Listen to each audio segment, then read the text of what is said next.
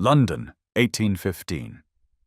Theodore Blackwood, the arrogant Duke of Ravenshollow, had never met a woman who could resist his charm or challenge his wit.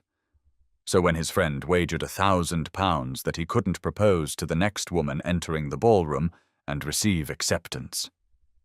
Theo smirked with supreme confidence. Enter Seraphina Ashworth, the sharp-tongued beauty who had refused 7 suitors. As they waltzed, his practiced seduction became something unexpected, something real. "Accept my waltz and you will be my wife," he declared before hundreds of witnesses. Her breathless yes should have been his triumph. Instead, when she vanished without a trace the very next morning, the Duke realized he had won a wager, but lost his heart. The crystal chandeliers of Ashworth House cast their golden glow upon the most glittering assembly London had seen this season, where silk gowns rustled against perfectly tailored evening coats, and the air hummed with whispered gossip and barely contained ambition. Theodore Blackwood, the Duke of Ravenshollow, stood near the marble columns that framed the grand ballroom, his imposing figure cutting a striking silhouette against the opulent backdrop of cream and gold. At 28, he possessed the kind of devastating handsomeness that had made countless debutantes swoon and their mothers scheme, with dark hair that caught the lamplight and grey eyes that seemed to see through every pretense society offered.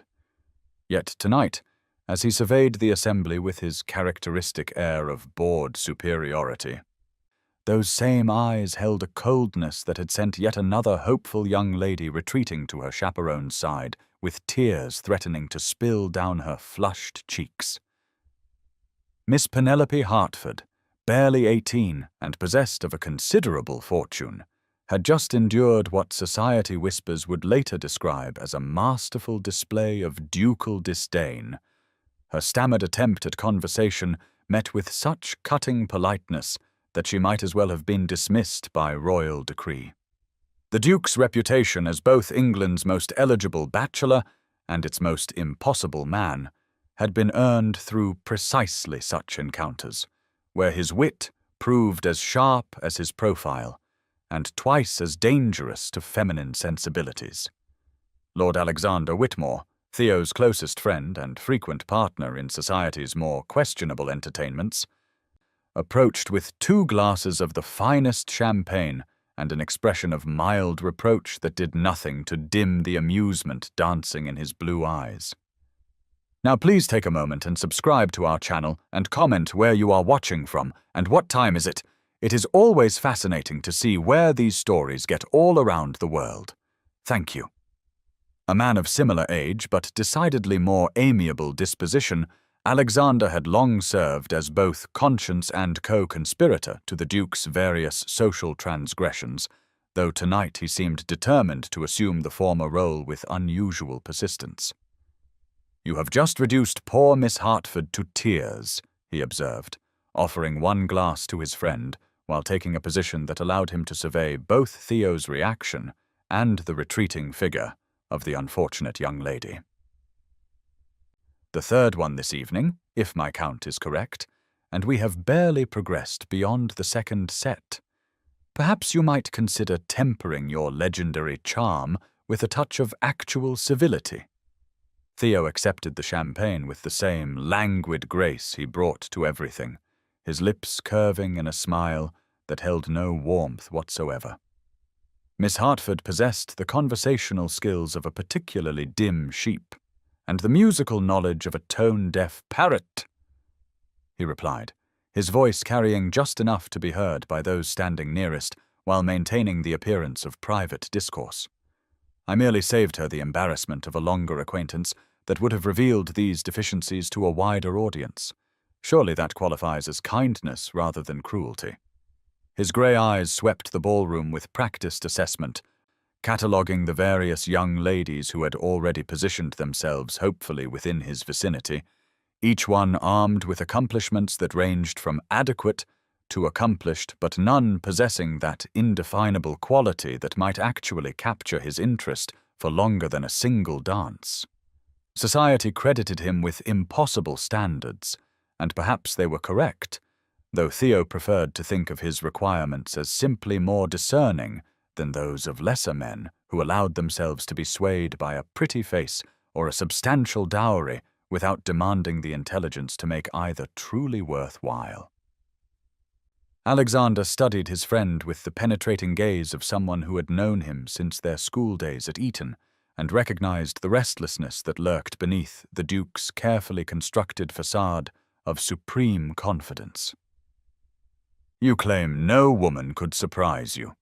he said slowly, his tone suggesting the beginning of one of those conversations that would either end in hilarity or disaster. "Yet you have danced with none this season, choosing instead to stand here like some sort of matrimonial prophet dispensing judgment upon the assembled hopefuls.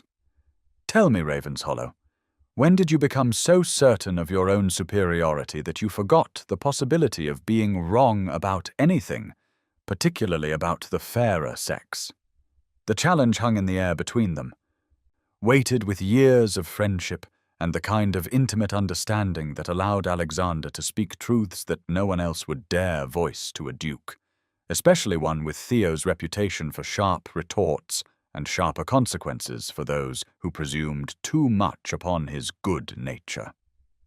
Theo's eyebrows rose with aristocratic disdain, though something in his expression suggested that his friend's words had struck closer to home than he cared to admit. "You suggest I lack confidence in my ability to charm the ladies, Whitmore," he drawled, setting down his champagne glass with deliberate care upon a nearby table where it caught the light like liquid amber. "An interesting theory from a man who has watched me refuse more proposals on behalf of eager mothers than most men receive in a lifetime. I simply prefer not to waste my time on endeavors where the outcome is predetermined and the company unstimulating. The very predictability of these events renders them tedious beyond description, which is why I attend purely as a matter of social obligation rather than personal inclination." Alexander's smile turned decidedly wicked, the expression of a man who had just conceived a plan that would either prove his point spectacularly or provide entertainment for the remainder of the evening, possibly both, if fortune favored his design. "Very well, then," he said, moving closer to ensure their conversation remained private despite the crowd that surrounded them. "If you are so certain of your irresistible appeal and your superior judgment of feminine nature, perhaps you would care to test that confidence with a small wager between friends. Nothing too dramatic, you understand, merely a friendly test of your legendary powers of seduction and your equally legendary ability to read character at first glance." Theo's interest sharpened visibly, the board mask slipping just enough to reveal the competitive spirit that had made him a formidable opponent at cards, horses, and every other pursuit where gentlemen tested their skills against one another in the name of sport and pride. "What manner of wager?" he asked, his voice dropping to match his friend's conspiratorial tone, while his eyes began to gleam with something that resembled genuine animation for the first time that evening. The prospect of a challenge, particularly one that would allow him to demonstrate his superior understanding of both human nature and social dynamics, was precisely the sort of stimulation his restless spirit craved after weeks of tedious social obligations and predictable encounters with London's matrimonial hopefuls. Alexander glanced around the ballroom as if selecting the perfect stage for his proposed drama, before returning his attention to his friend with an expression of elaborate casualness that fooled neither of them about the seriousness of his intent. "I wager £1,000 that you could not charm any woman in this ballroom into accepting a proposal of marriage within the span of a single dance," he declared, his words carefully chosen to strike at both Theo's pride and his purported expertise in matters of the heart. "Not just any woman, mind you, but the very next lady to enter this ballroom, whoever she might be, whether 18 or 80, beauty or antidote, fortune or pauper. One waltz, one proposal, and if she accepts, You win both the wager and the right to continue claiming your superiority over every other man in England when it comes to understanding the feminine mind." The terms of the wager seemed to hang in the perfumed air between them like a gauntlet thrown down in challenge, and Theo found himself studying his friend's face with new interest as he considered the implications of what had just been proposed. Alexander's confident expression suggested he believed he had constructed a trap that would finally humble the Duke's legendary arrogance, though Theo suspected his friend underestimated both his ability to charm and his willingness to employ whatever methods might be necessary to secure victory in any contest where his reputation was at stake. "Any woman," he repeated slowly, as if tasting the words and finding them to his liking despite their apparent danger. "The next woman to enter this ballroom, regardless of age, appearance, or social standing. One waltz, one proposal, and if she accepts, I claim both your £1,000 and the satisfaction of proving that your skepticism regarding my abilities is entirely misplaced." The prospect of such a definitive demonstration of his social superiority was tremendously appealing, particularly given the audience of London's elite, who would witness whatever transpired and carry the tale throughout society for months to come. Alexander nodded solemnly, though his eyes betrayed his certainty that he had created a situation where his friend's notorious pride would finally meet its match in the form of some unsuspecting lady who would have the good sense to refuse such an outrageous proposition from a virtual stranger, regardless of his title or reputation. "Precisely," he confirmed, extending his hand to seal their agreement in the time-honored fashion of gentlemen making foolish decisions that would provide entertainment for their friends and potential disaster for themselves. "One waltz, one proposal, and we shall see whether your confidence in your own irresistible appeal is justified, or merely the product of an overindulged ego that has never encountered genuine resistance to its demands." They shook hands with the gravity of men embarking upon a venture that might reshape their understanding of themselves and their place in the social order, though neither could have predicted how profoundly the events about to unfold would alter not just their friendship, but the very foundation upon which Theo had built his carefully constructed world of certainty and control. As if summoned by their agreement, the sound of arriving carriages echoed from the street beyond, and the footman stationed at the ballroom's entrance straightened in preparation for welcoming the evening's final guests,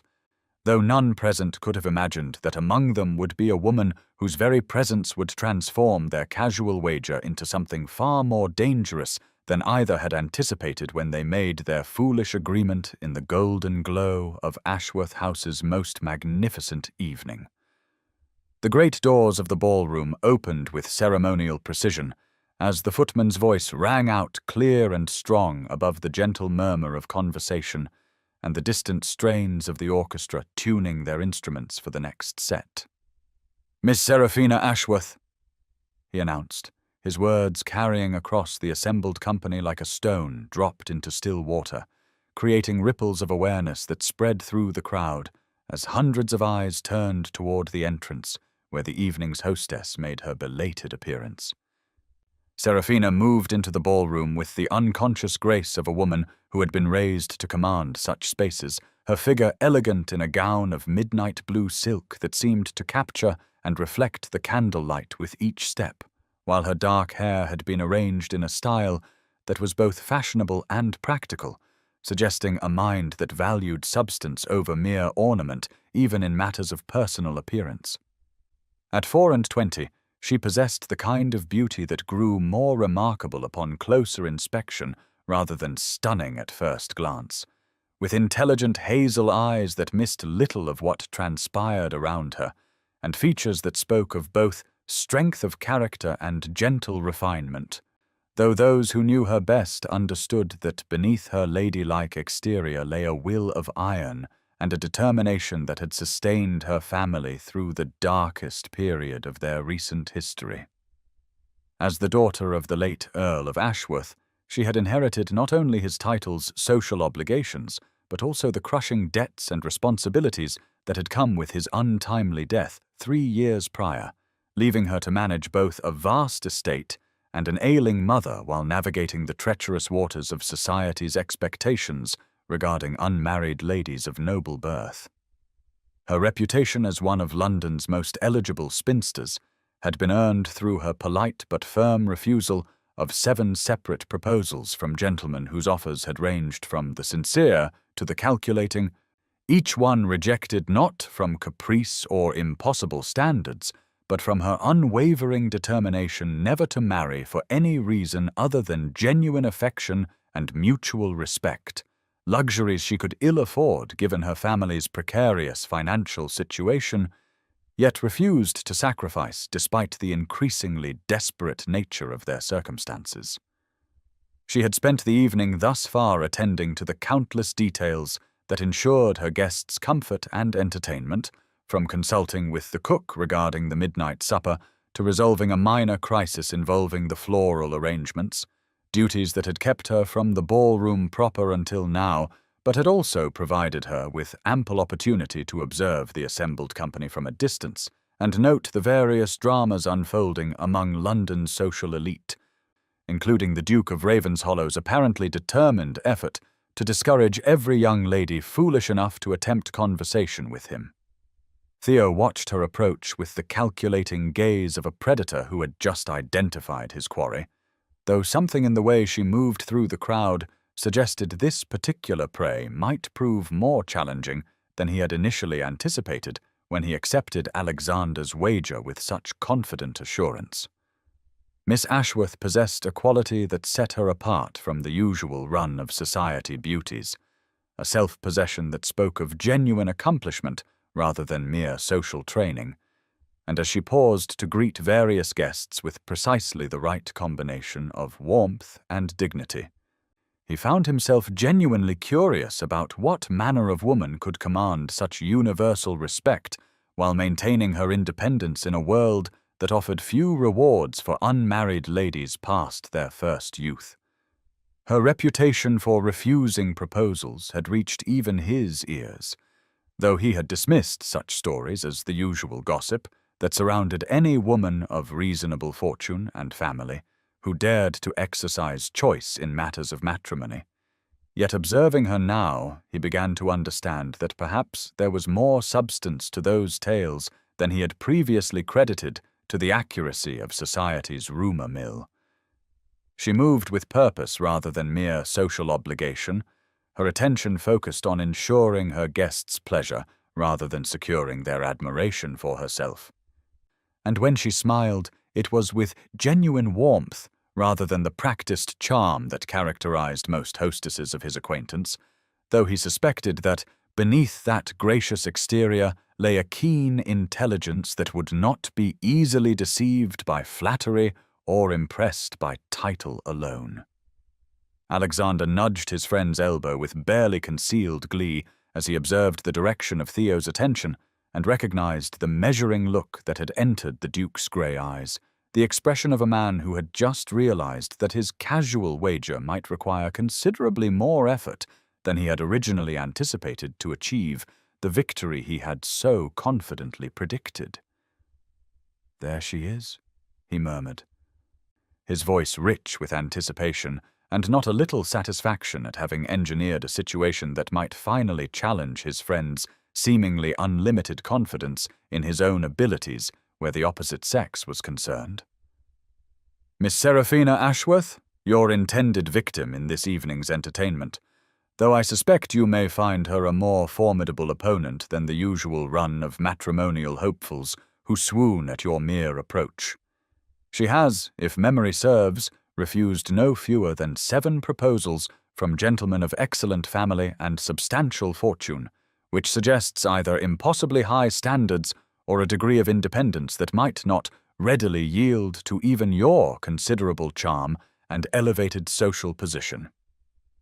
Theo's smile widened as he absorbed this intelligence, finding the prospect of a genuine challenge infinitely more appealing than the easy conquest he had originally envisioned when accepting what had seemed like Alexander's poorly considered wager, though he was careful to maintain an expression of supreme confidence that betrayed none of his growing respect for the woman who would shortly find herself the object of his most concentrated attention. 7 refusals, he mused, adjusting his cuffs with the precision of a man preparing for battle, while his eyes never left Seraphina's graceful figure as she continued her progress through the ballroom. An impressive record of independence for any lady, though I suspect those 7 gentlemen simply lacked the proper combination of determination and technique required to breach such formidable defenses. Fortunately for the success of our wager, I possess both qualities in abundance, along with certain advantages of rank and person that should prove sufficient to accomplish what lesser men have failed to achieve through their obvious inadequacies of approach and appeal. His voice carried the lazy confidence of a man who had never encountered a social situation he could not master through the application of his natural gifts and aristocratic privilege, though something in the set of his shoulders suggested he understood that the next few minutes would require him to deploy both weapons with more skill and subtlety than any previous conquest had demanded of his abilities. Alexander watched his friend's preparations with the fascinated attention of a man who had just set in motion forces that might well exceed his control, though whether the ultimate result would prove his point about Theo's overweening pride or simply provide his friend with yet another opportunity to demonstrate his superior understanding of human nature remained to be seen as the Duke began his approach toward the unsuspecting Miss Ashworth, with all the deliberate intent of a master strategist, advancing upon a position he had determined to capture, regardless of the strength of its defenses or the skill of its commander. The moment had arrived for the evening's most dangerous game to begin, though neither participant yet understood how completely their casual encounter would transform not only the nature of their wager, but the very foundation of their understanding about love, pride, and the unpredictable power of genuine emotion to overthrow even the most carefully constructed plans for conquest and control, as Theo moved across the ballroom floor with the confident stride of a man who had never doubted his ability to achieve whatever goal he set himself, unaware that he was about to meet the one woman who could challenge every assumption he had ever made about his own invincibility in matters of the heart. The pale light of dawn crept through the heavy velvet curtains of Seraphina's bedchamber like an unwelcome intruder, casting long shadows across the Persian carpet and illuminating the disorder that marked the aftermath of her restless night, where sleep had proven as elusive as peace of mind in the wake of her shocking acceptance of the Duke of Ravenshallow's public proposal. She sat before her dressing-table mirror, still wearing the wrinkled blue silk gown from the previous evening, her dark hair tumbling loosely about her shoulders as she stared at her reflection with the horrified fascination of someone who no longer recognized the woman looking back at her from the silvered glass. The face that met her gaze appeared older somehow, marked by shadows beneath her hazel eyes and a tightness around her mouth that spoke of decisions made in passion rather than wisdom, choices that would reverberate through the remainder of her carefully ordered existence like ripples spreading across a previously calm pond. What had she done? She wondered with mounting desperation. Allowing emotion to override the careful reasoning that had guided every major decision of her adult life since assuming responsibility for her family's welfare following her father's untimely death 3 years prior. She had accepted the proposal of Theodore Blackwood, the Duke of Ravenshollow, a man whose reputation for casual cruelty toward the feminine portion of society was matched only by his legendary arrogance and his complete disdain for the institution of marriage that he had just manipulated her into accepting before the assembled cream of London's social elite. Every person present at last night's ball had witnessed her breathless yes to his shocking proposition, and by now the news would have spread through the drawing rooms and morning visits of Mayfair like wildfire through dried grass, carrying with it implications that would affect not only her own carefully guarded reputation, but the standing of her entire family in a society that showed little mercy to those who transgressed its unwritten rules of acceptable behavior. Her mother's illness had already made their position precarious, with creditors growing increasingly insistent about the mounting debts that threatened to consume what remained of the Ashworth estate. And now she had complicated their situation immeasurably by binding herself to a man who might well prove more interested in public humiliation than private happiness. A duke whose very presence in her life would subject every action to the most intense scrutiny from those who delighted in the downfall of their social betters. The worst part of her current predicament lay not in the practical consequences of her impulsive decision, but in the treacherous moment of connection she had experienced during their waltz, when something in his grey eyes had suggested depths beneath the polished surface of ducal arrogance, a vulnerability that had made her forget every sensible reason why accepting such a proposal would prove disastrous for everyone concerned. She had seen past the mask he wore so skillfully, glimpsed what might have been genuine feeling rather than mere performance, and that momentary softening had proven her undoing as surely as if he had cast some sort of enchantment over her usually reliable common sense and practical nature. Across Mayfair, in the masculine sanctuary of his private study at Ravenshollow House,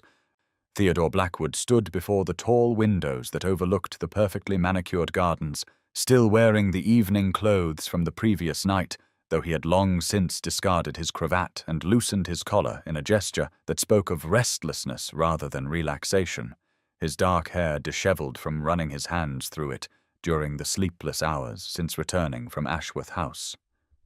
The morning light revealed the evidence of his disturbed night in the empty brandy glass that sat abandoned on his desk beside the unread correspondence that had accumulated during his absence,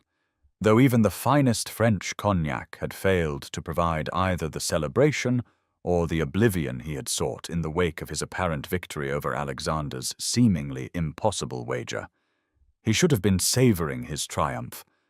he reflected with growing unease, having accomplished what his friend had declared impossible by securing an acceptance from a woman renowned for her refusal of 7 previous suitors. Yet instead of satisfaction, he found himself plagued by doubts that had nothing to do with his success, and everything to do with the manner in which that success had been achieved.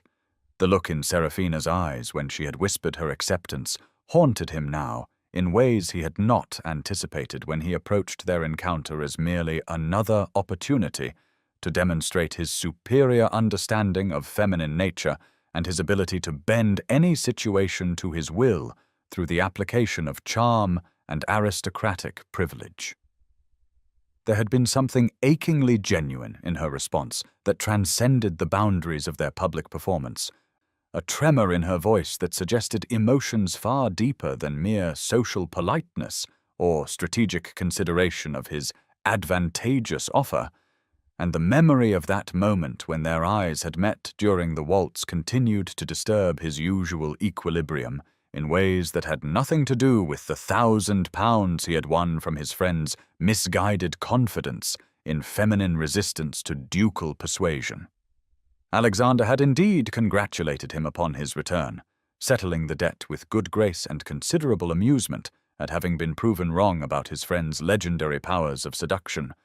Yet even as Theo had accepted both payment and praise, he had found himself unable to share in the spirit of celebration that should have marked such a definitive demonstration of his social superiority over both his friend's skepticism and Miss Ashworth's supposedly impregnable defenses against matrimonial pressure from unwelcome suitors. The victory felt hollow in ways he could not entirely explain, tainted by the growing suspicion that what had transpired between them during those brief moments on the dance floor had transcended the boundaries of mere performance and entered territory far more dangerous to his carefully maintained emotional detachment from the complications that genuine feeling inevitably brought to any relationship between men and women of their elevated social position. The sound of approaching footsteps in the corridor outside Serafina's chamber announced the arrival of her personal maid, followed almost immediately by the more deliberate tread that could only belong to Mrs. Minerva Ashworth, whose weakened physical condition had not diminished her formidable presence or her determination to address the crisis that had descended upon their household with her daughter's shocking acceptance of the Duke's public proposal. Serafina rose from her position before the mirror with reluctant resignation, recognizing in her mother's measured approach the signs of a conversation that would brook neither delay nor evasion, though she dreaded the necessity of explaining decisions that she herself barely understood in the clear light of morning's ruthless illumination of foolish choices made in emotional darkness. Mrs. Ashworth entered the chamber with the dignity of a woman who had once commanded the heights of social prominence and refused to allow either illness or reduced circumstances to diminish her natural authority, her silver hair perfectly arranged despite the early hour, and her pale blue eyes sharp with intelligence that missed little of her daughter's obvious distress or the implications of the evening's unexpected developments. "You have accepted Ravenshollow," she stated without preamble, settling herself in the chair beside the window with the careful movements of someone who conserved energy for battles that truly mattered, while her penetrating gaze never left her daughter's face. "The banns will be read in church come Sunday, and by Monday morning every household in London will know that Serafina Ashworth is to become the Duchess of Ravenshollow, a development that will surprise precisely no one who witnessed last evening's extraordinary display of public courtship and acceptance.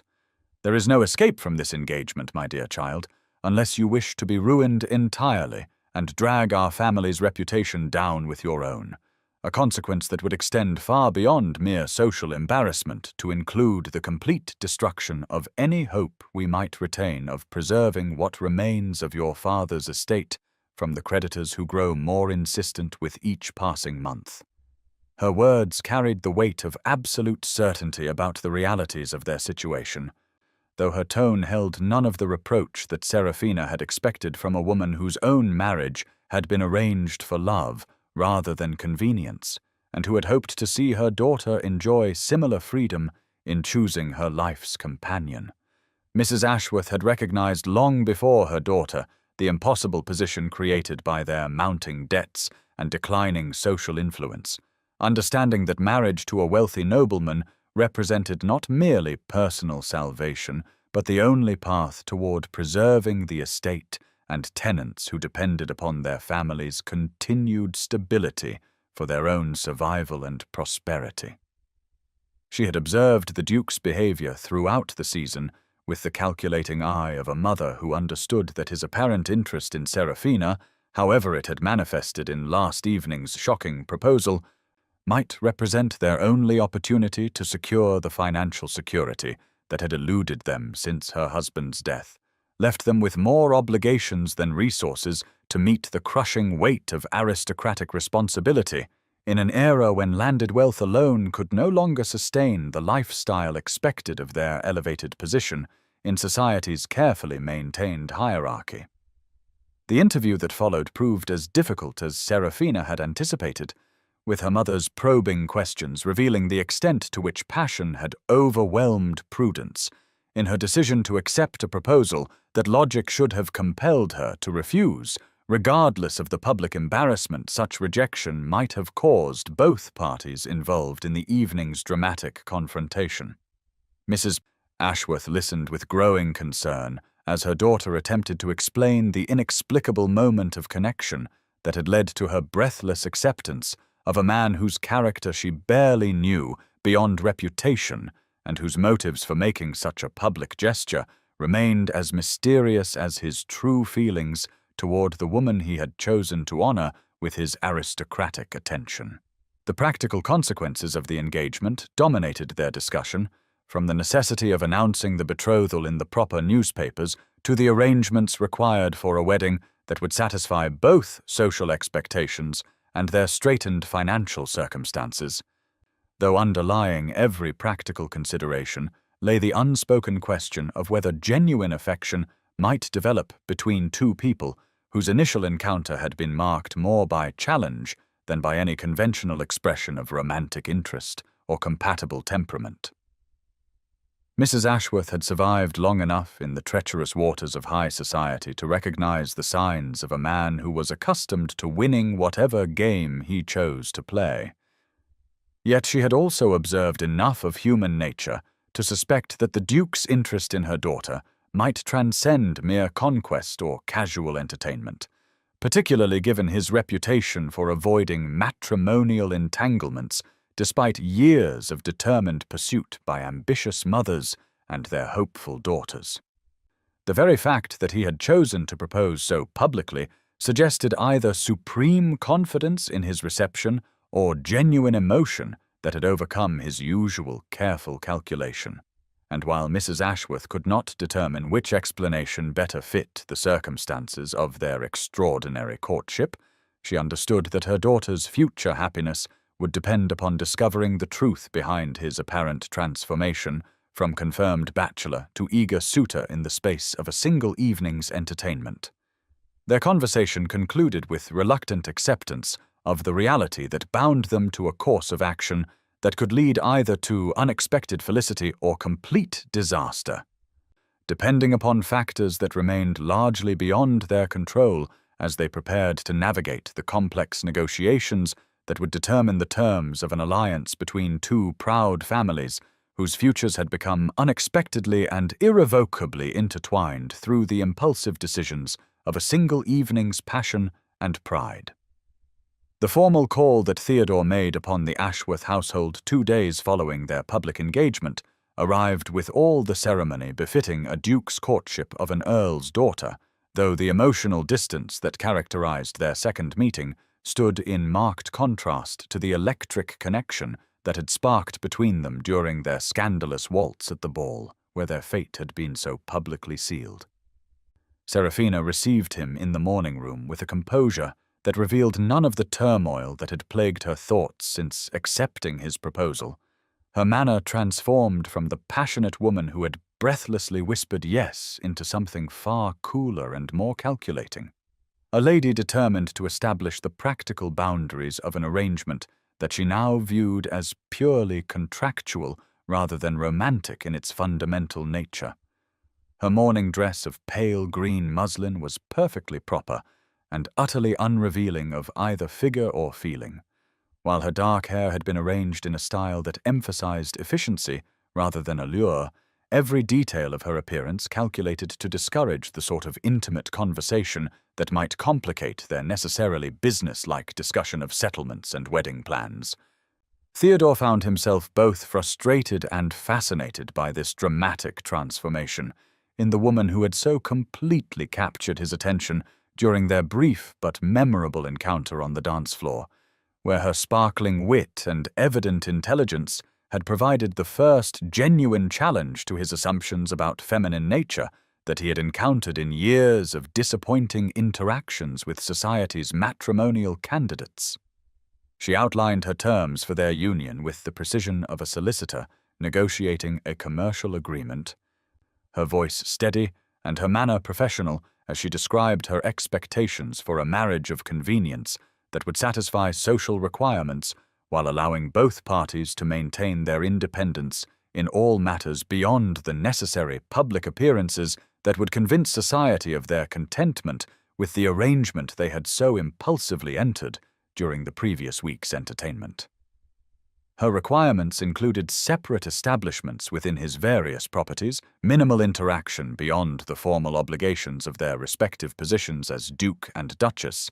and complete freedom to pursue their individual interests without interference from or consultation with their matrimonial partner, conditions that would have suited his own preferences perfectly had he not found himself increasingly disturbed by the prospect of such emotional distance from a woman whose brief moments of vulnerability had revealed depths that he found himself eager to explore further, despite his usual preference for uncomplicated relationships with females who made no demands upon his time or attention beyond the purely physical satisfaction that could be obtained without emotional entanglement. Her icy demeanor during their interview served only to heighten his curiosity about the passionate nature she seemed determined to conceal beneath layers of proper behavior and practical consideration.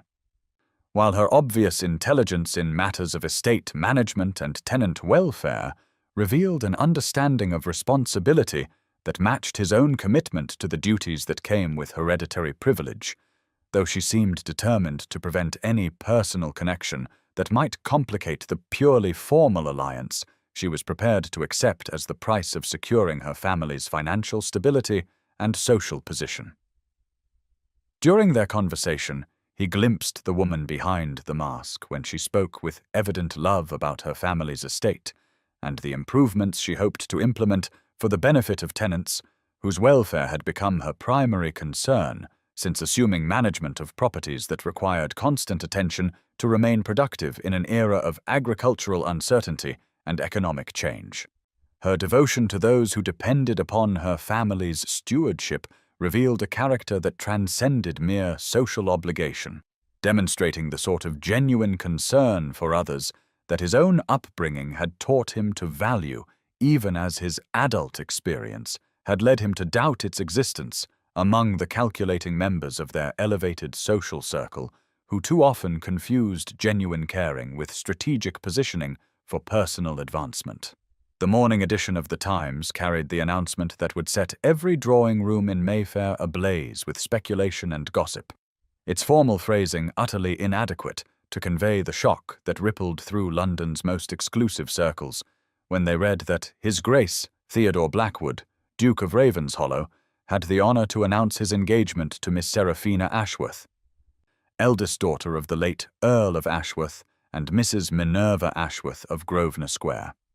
Within hours of the paper's delivery, every household of consequence was buzzing with theories about how the season's most confirmed bachelor had been captured by a woman whose own reputation for refusing advantageous offers had made her something of a legend among the marriage-minded mothers who viewed her continued spinsterhood as both an inspiration and a cautionary tale about the dangers of being too particular in matters of matrimony.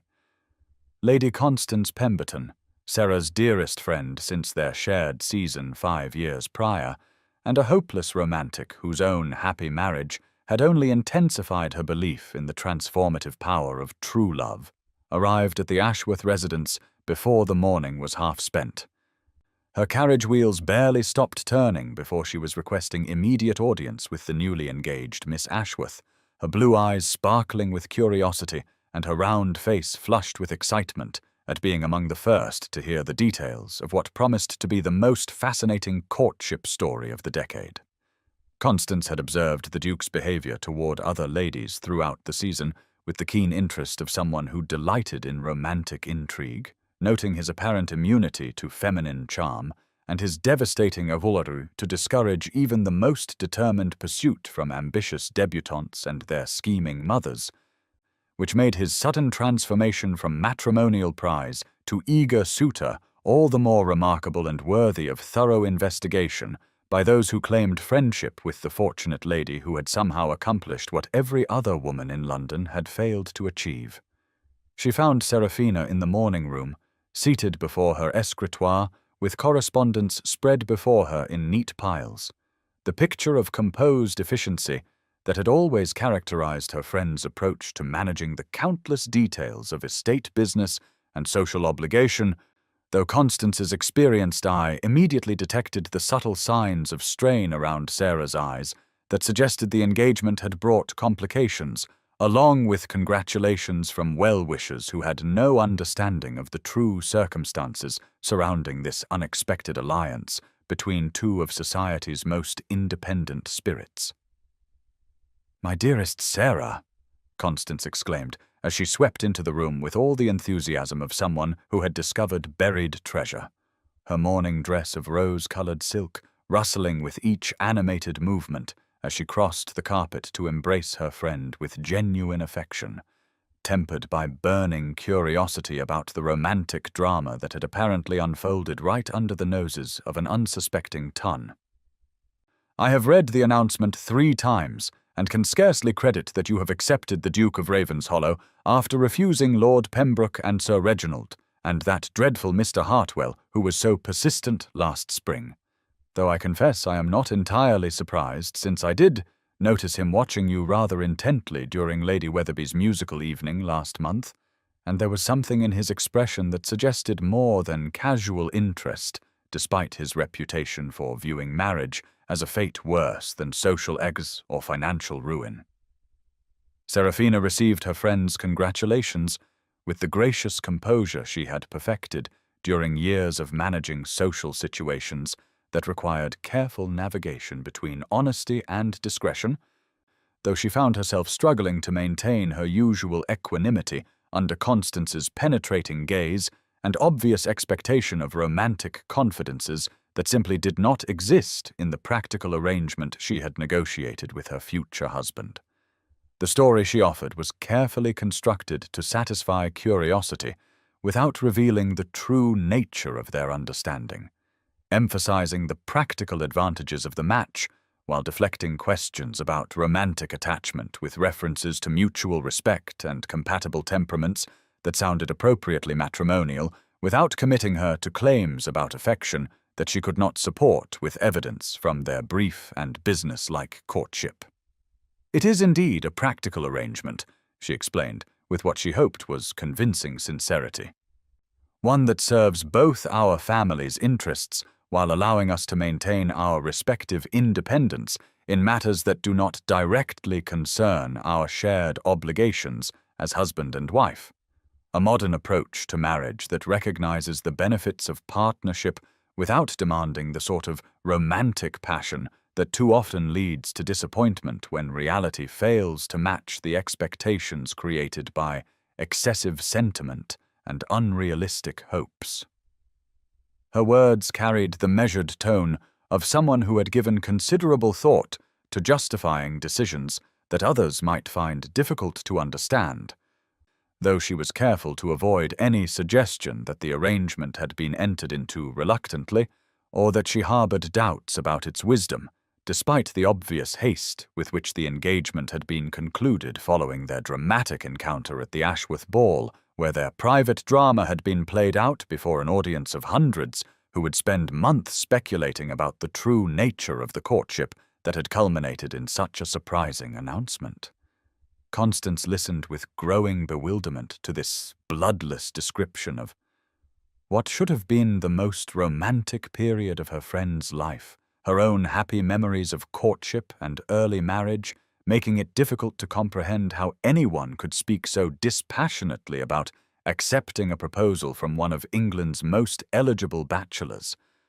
particularly one whose devastating handsomeness and considerable fortune should have inspired at least some degree of feminine flutter, even in someone as practical as Seraphina had always proven herself to be in matters of both heart and household management. Yet something in her friend's carefully controlled expression suggested that beneath the composed surface lay emotions far more complex than mere practical satisfaction with an advantageous match, and Constance found herself wondering what had really transpired during that brief waltz that had resulted in such a dramatically unexpected conclusion to the Duke's legendary resistance to matrimonial pressure, and Sarah's equally famous independence from masculine influence in all its various forms and manifestations. Meanwhile, at Ravenshollow House, Theodore faced his own interrogation from a quarter far more difficult to deflect with casual explanations and aristocratic authority, as his younger brother, Lord Percival Blackwood, had arrived unannounced from the ducal estates in Yorkshire with the obvious intention of discussing the engagement that had shocked him perhaps more than any other member of their immediate family circle. Percy possessed none of his older brother's easy charm or social graces, being instead a serious-minded man of 28 whose life had been devoted to the practical management of the vast properties that supported the Ravenshollow fortune, his days spent among ledgers and tenant meetings rather than ballrooms and gaming hells. Yet his lack of social polish was more than compensated by a shrewd understanding of both financial reality and human nature that made him invaluable to his brother's continued prosperity and social position.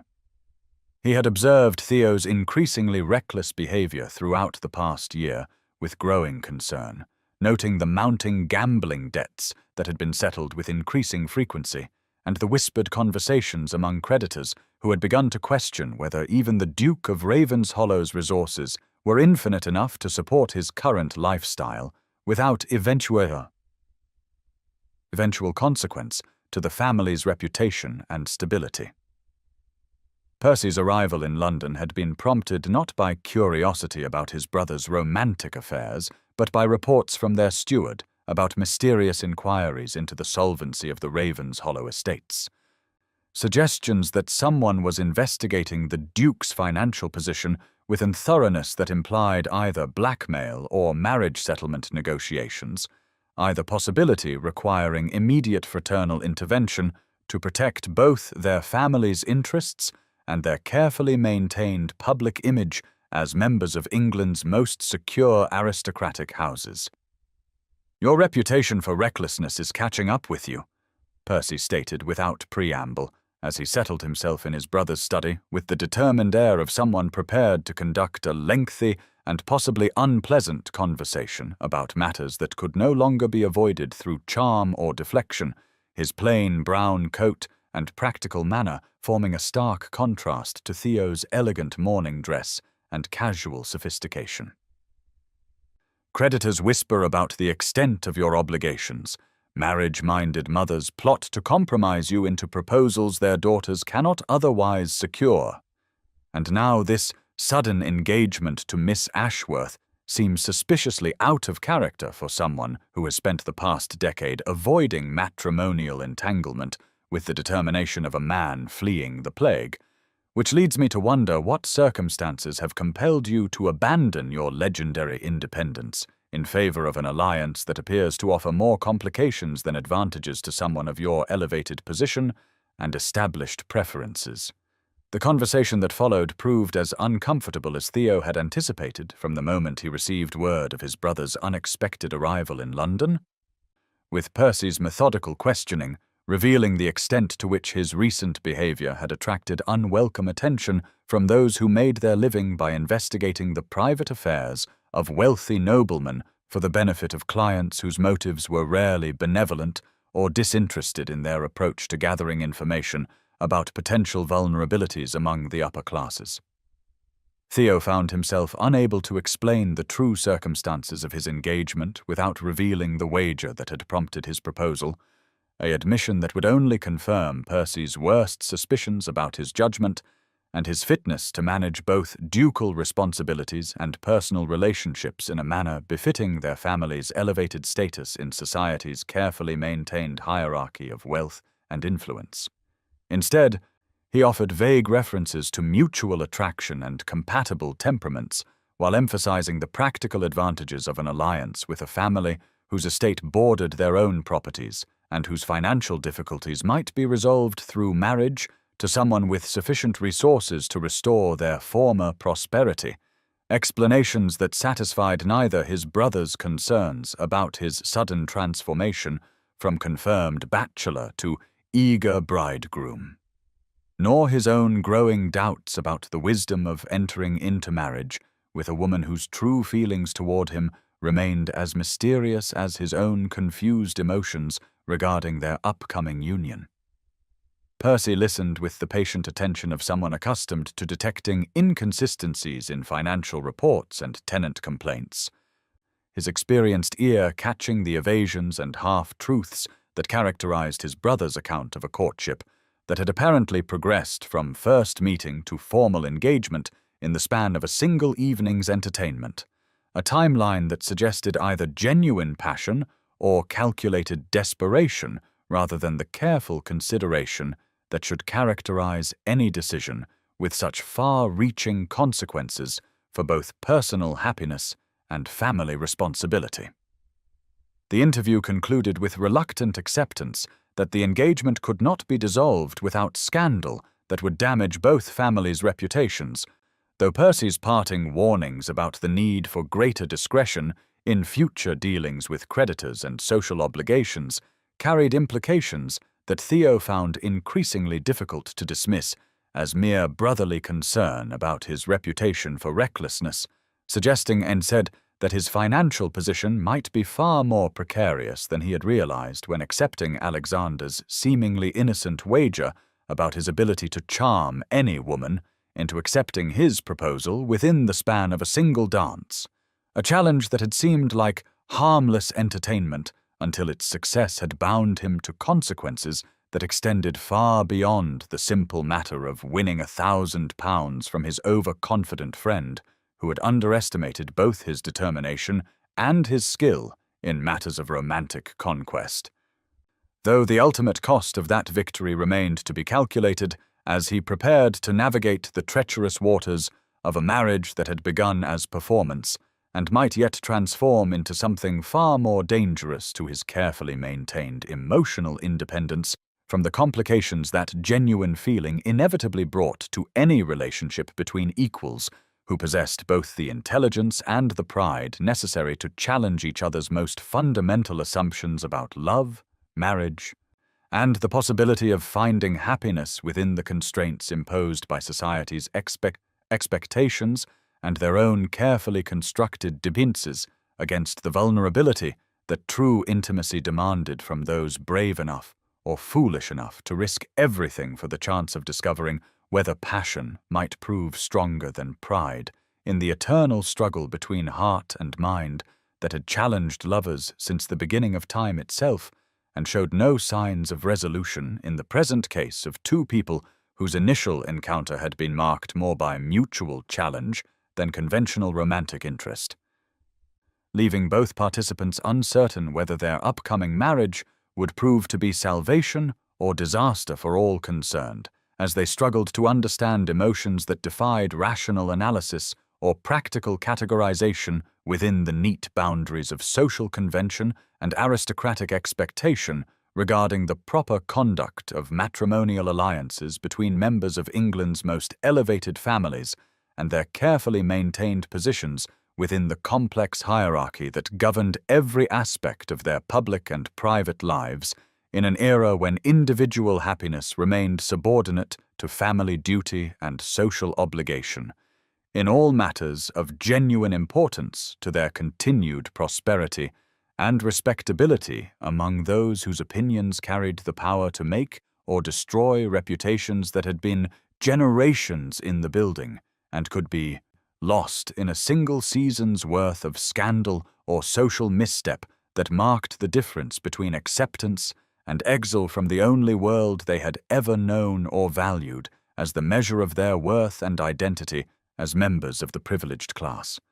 whose responsibilities extended far beyond personal satisfaction to encompass the welfare of all those who depended upon their continued stability and success for their own security and prosperity. In an uncertain world where fortunes could change as quickly as fashions, and where only the most careful navigation of social and financial obligations could ensure the survival of great houses and ancient names through the challenges that each generation faced in their turn as inheritors of both privilege and responsibility that came with elevated birth and the expectations that accompanied such advantages in a society that demanded excellence from those who enjoyed its greatest rewards and showed little mercy to those who failed to meet the standards established by centuries of aristocratic tradition and obligation. The morning sun cast long shadows across the marble steps of Ashworth House as Theodore approached the familiar entrance with the determined stride of a man who had finally decided to abandon the careful emotional distance that had characterized his previous visits to his betrothed's residence, his mind occupied with thoughts of how he might bridge the growing chasm that had opened between them following their disastrous encounter at the Pemberton soiree, where something had clearly transpired to shatter whatever fragile understanding they had been building, despite their mutual determination to maintain purely practical arrangements regarding their upcoming marriage. He had spent the sleepless hours since her abrupt departure from the evening's entertainment wrestling with emotions he barely recognized, let alone understood.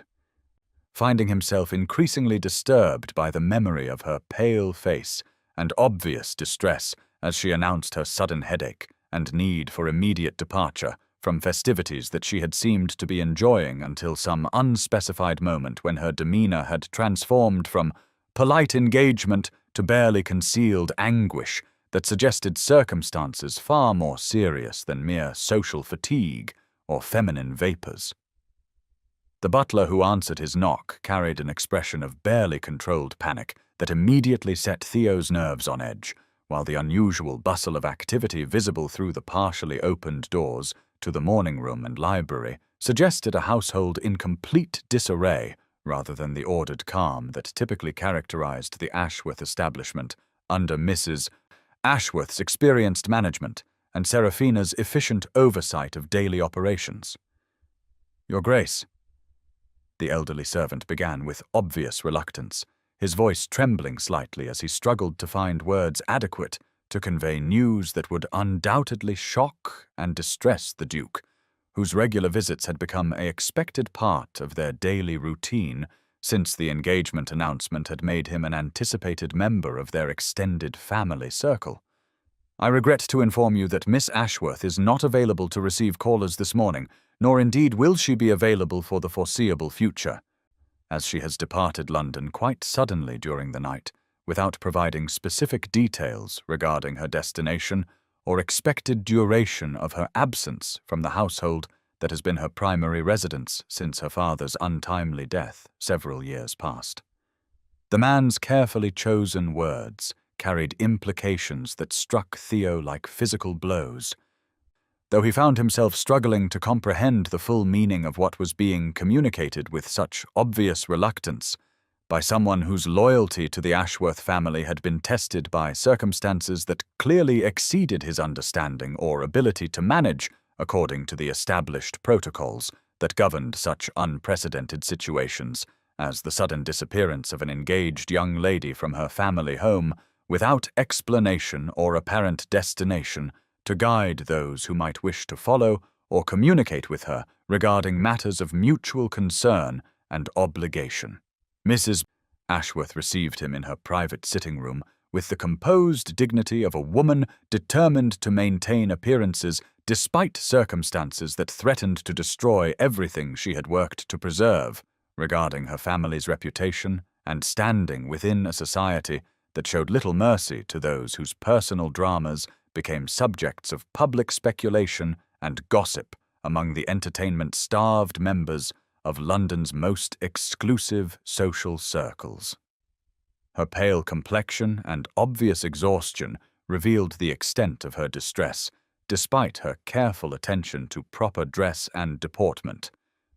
while the tremor in her hands as she gestured for him to be seated spoke of emotions barely held in check by years of aristocratic training in the management of crisis without public display of weakness or uncertainty that might encourage further investigation by those who thrived on scandal and misfortune among their social superiors.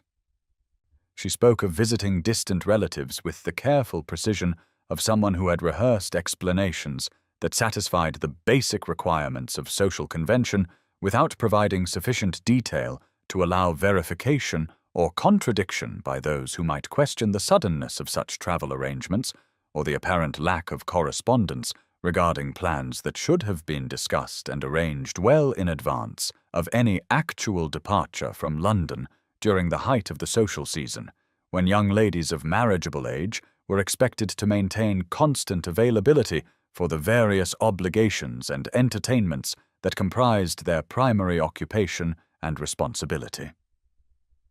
"Your Grace," Mrs. Ashworth began with obvious difficulty, her voice carrying the weight of genuine maternal concern beneath its carefully modulated tones of aristocratic composure. "I must confess that my daughter's sudden departure has surprised me as much as it has clearly surprised you, though I fear I can provide little additional information beyond her expressed desire to spend time in quiet reflection away from the pressures and obligations that have consumed her attention since your engagement was announced to a society that has shown perhaps excessive interest in the private affairs of two individuals whose business should remain their own concern rather than becoming fodder for public entertainment and speculation. She had mentioned the possibility of visiting relatives in the North Country, where the pace of life allows for the sort of contemplation that London's constant social demands make nearly impossible for young women whose every appearance and action become subjects of intense scrutiny from those who have little better occupation than monitoring the romantic affairs of their social equals or supposed betters. Though she provided no specific details regarding her intended destination or the duration of her planned absence from obligations that include not only our family's various commitments, but also the numerous arrangements that require attention as your wedding approaches, with all the accompanying expectations for perfection in every detail of ceremony and celebration that befits an alliance between families of our respective positions in society's carefully maintained hierarchy of precedence and influence. The search that began immediately upon Theo's departure from Ashworth House consumed every hour of his existence with an intensity that surprised both himself and those who observed his transformation from the languidly elegant Duke, who had previously approached every challenge with aristocratic insouciance, to a man driven by desperation that bordered on obsession as he pursued every possible lead regarding Seraphina's whereabouts, with the determination of someone whose very survival depended upon locating the woman who had vanished from his life as suddenly and completely as if she had never existed beyond his increasingly tormented imagination. He dispatched riders to every coaching inn within 50 miles of London with detailed descriptions and generous rewards for any information regarding a young lady traveling alone or with minimal accompaniment who might have purchased passage to destinations north of the capital,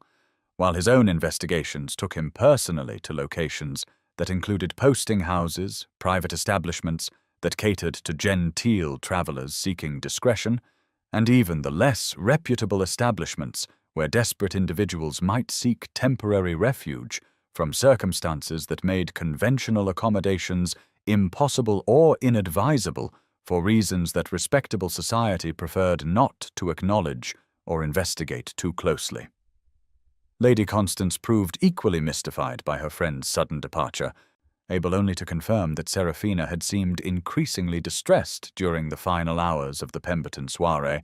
though she had been unable to determine the specific cause of that distress, despite several attempts to engage her in private conversation that might have revealed whatever crisis had prompted such dramatic action as abandoning her established life without explanation or apparent regard for the consequences such behavior would inevitably bring to both her own reputation and that of her family, whose standing in society depended largely upon their ability to maintain appearances of stability and respectability, regardless of private difficulties or personal challenges that tested their resolve and resourcefulness.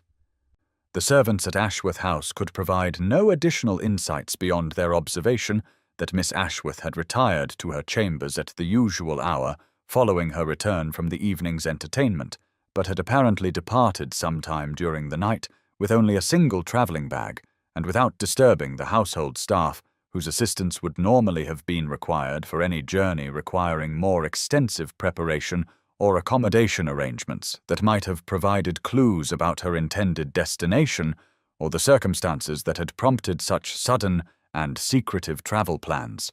that suggested either extreme urgency or deliberate concealment of information that might have allowed those who cared about her welfare to offer assistance or at least reassurance regarding her safety and well-being in whatever situation she had chosen to embrace, rather than remaining in London to face whatever crisis had driven her to such desperate measures. As days stretched into weeks without any credible reports of Seraphina's whereabouts, despite increasingly extensive and expensive investigations that had expanded to cover most of England's major cities and many smaller communities, where a young lady of quality might seek temporary refuge among family connections or sympathetic acquaintances willing to provide shelter without asking uncomfortable questions about the circumstances that had necessitated such arrangements. Theodore found himself consumed by emotions that he had never experienced with such overwhelming intensity, and that challenged every assumption he had made about his own character and capacity for attachment to another human being whose welfare had somehow become more important to his peace of mind than any personal consideration or social obligation that had previously commanded his attention and energies. His brother Percy observed this transformation with growing concern that extended beyond mere fraternal worry about erratic behavior to encompass genuine fear that Theo's obsession with locating his missing fiancée was destroying his judgment and his ability to manage the practical responsibilities that required constant attention from someone in his elevated position within both society and the complex financial and political networks that sustained the Ravens Hollow influence and prosperity across multiple counties and commercial enterprises that depended upon ducal leadership for their continued success and stability. Alexander, who had initially found considerable amusement in his friend's obvious distress over the disappearance of a woman whose engagement had been accomplished through what he still believed to be superior masculine charm and strategic timing rather than genuine emotional attachment, gradually began to recognize signs that suggested depths of feeling far beyond anything he had previously suspected Theo capable of experiencing, leading to increasingly serious conversations about the true nature of the Duke's interest in a woman whose absence was affecting him with an intensity that spoke of love rather than mere wounded pride or aristocratic annoyance at being denied something he had claimed as his rightful possession through the successful completion of their original wager. "You love her," Alexander observed during one of their increasingly frequent discussions about the search efforts that had yielded nothing but false leads and mounting frustration, despite the considerable resources being devoted to an investigation that had expanded far beyond anything that conventional concern for a missing fiancé would justify,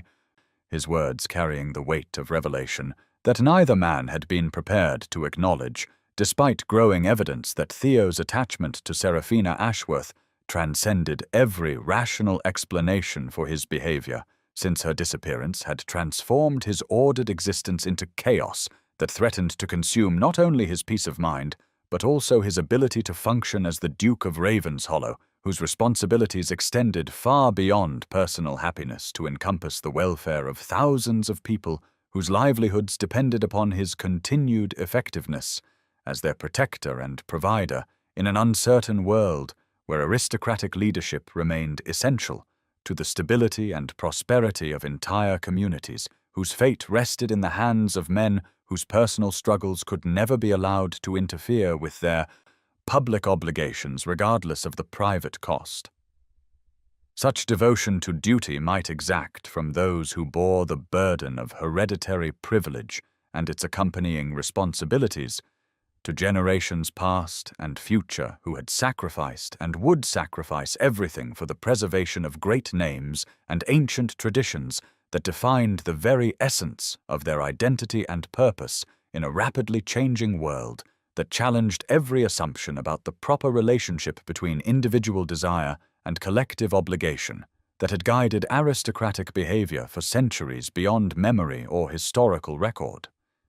Meanwhile, whispers began to circulate through London's drawing rooms and gentlemen's clubs with the relentless persistence of wildfire spreading through drought-stricken countryside,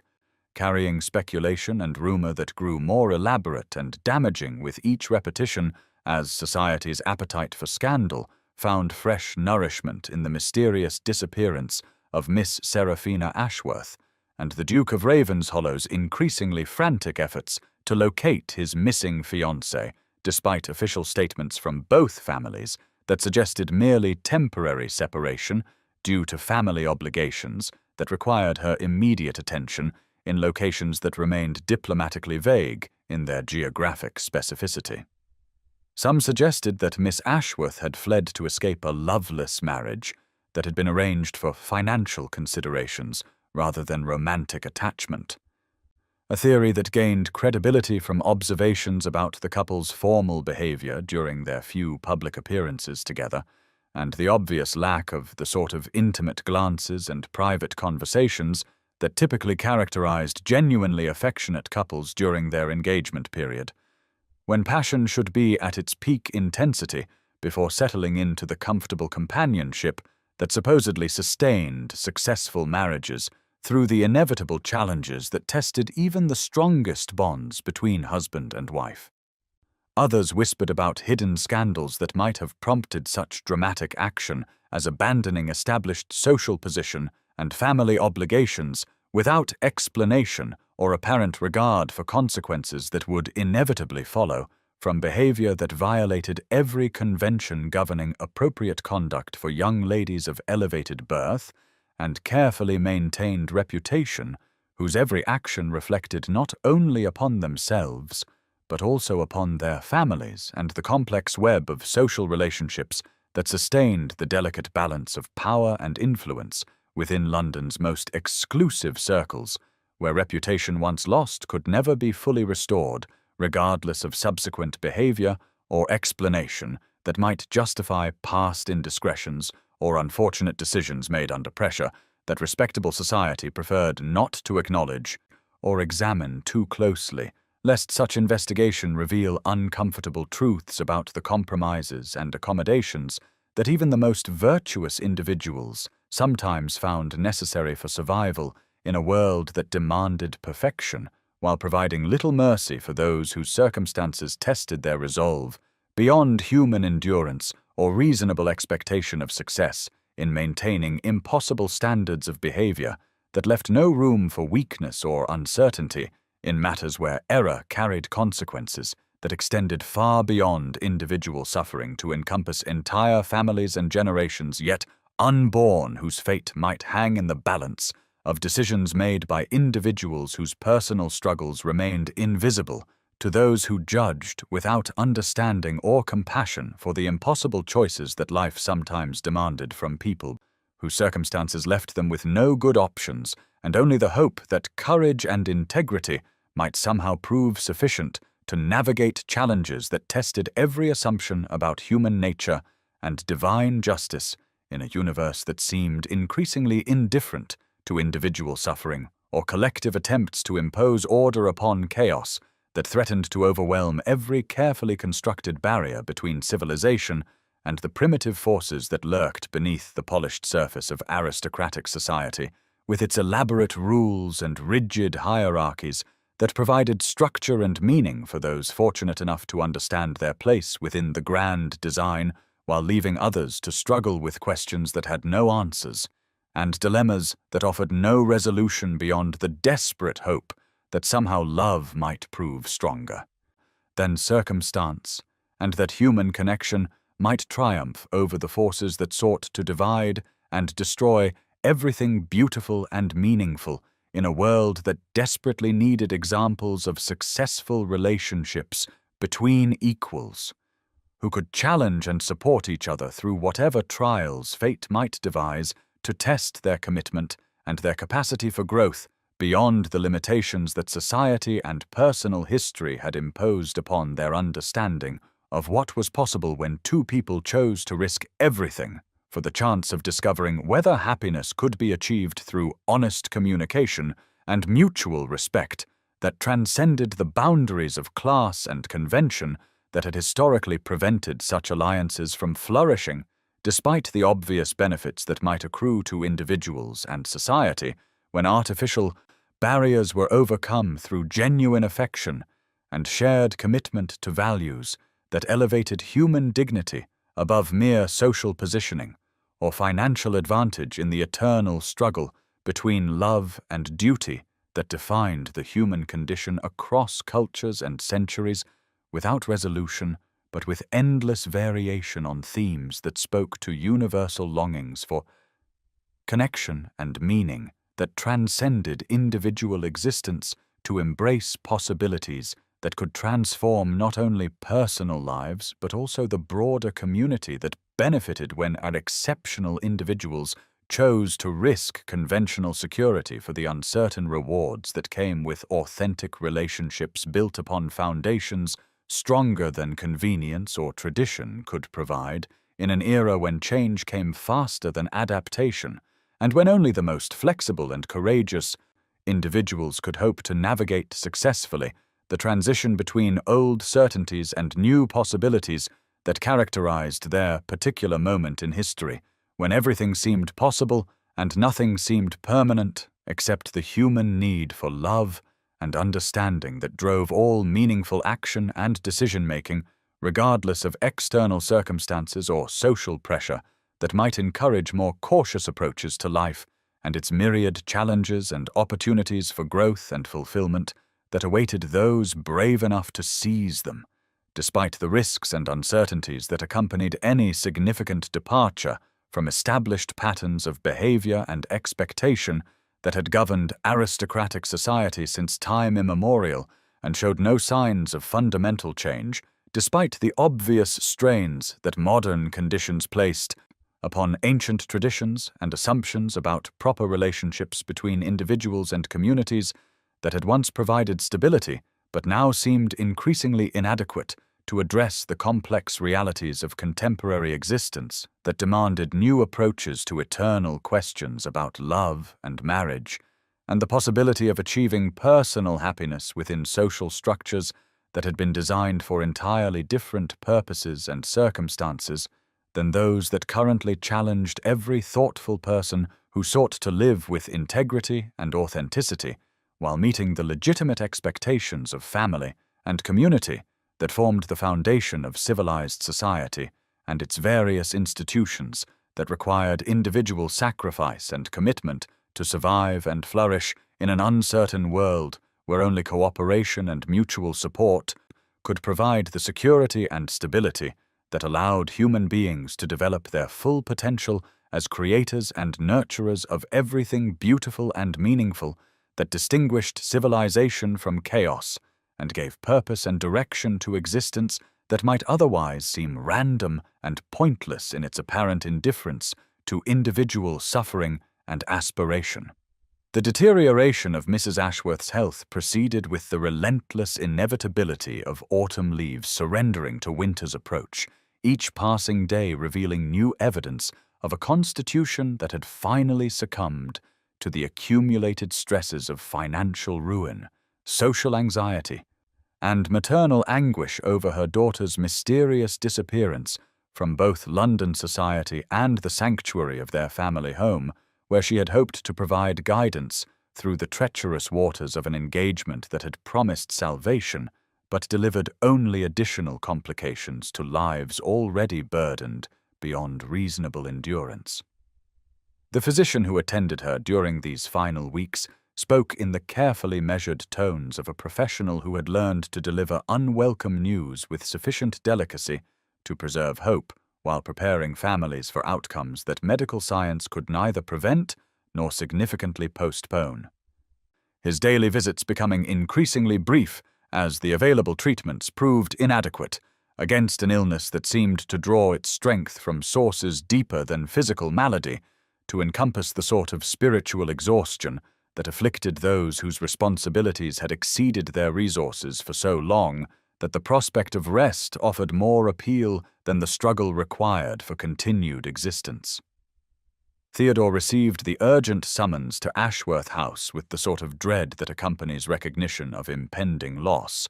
though his concern for Mrs. Ashworth's welfare was complicated by hope that her final conscious hours might provide some clue regarding Seraphina's whereabouts that had eluded weeks of increasingly desperate investigation by professional inquirers and personal searches that had yielded nothing but false trails and mounting frustration over his inability to locate a woman whose disappearance had become an obsession that consumed his thoughts and disrupted his previously ordered existence in ways that defied rational explanation or practical resolution.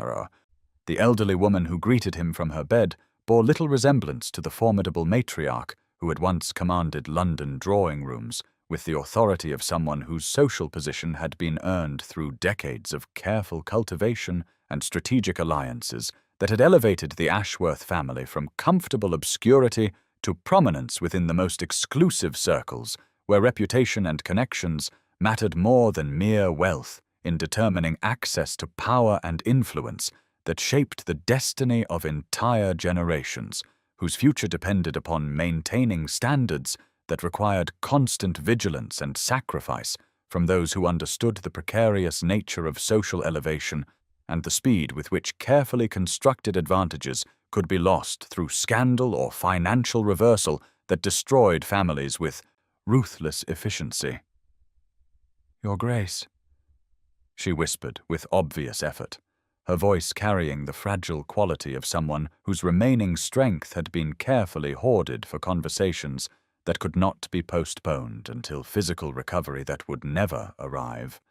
"I have asked you here because there are truths about my daughter's situation that you must understand before it becomes impossible for me to share information that may prove essential to locating her, and perhaps even to preserving her life, if she has fled to circumstances that place her beyond the protection that her birth and upbringing should have provided, against the dangers that threaten young women whose desperation makes them vulnerable to exploitation by those who profit from innocence and misfortune." The confession that followed revealed depths of financial ruin that exceeded even Theodore's worst suspicions about the Ashworth family's circumstances, with Mrs. Ashworth's halting words painting a picture of systematic deception maintained through years of increasingly desperate measures that had postponed but never eliminated the fundamental reality of obligations that far exceeded resources and had gradually consumed everything of value that could be sold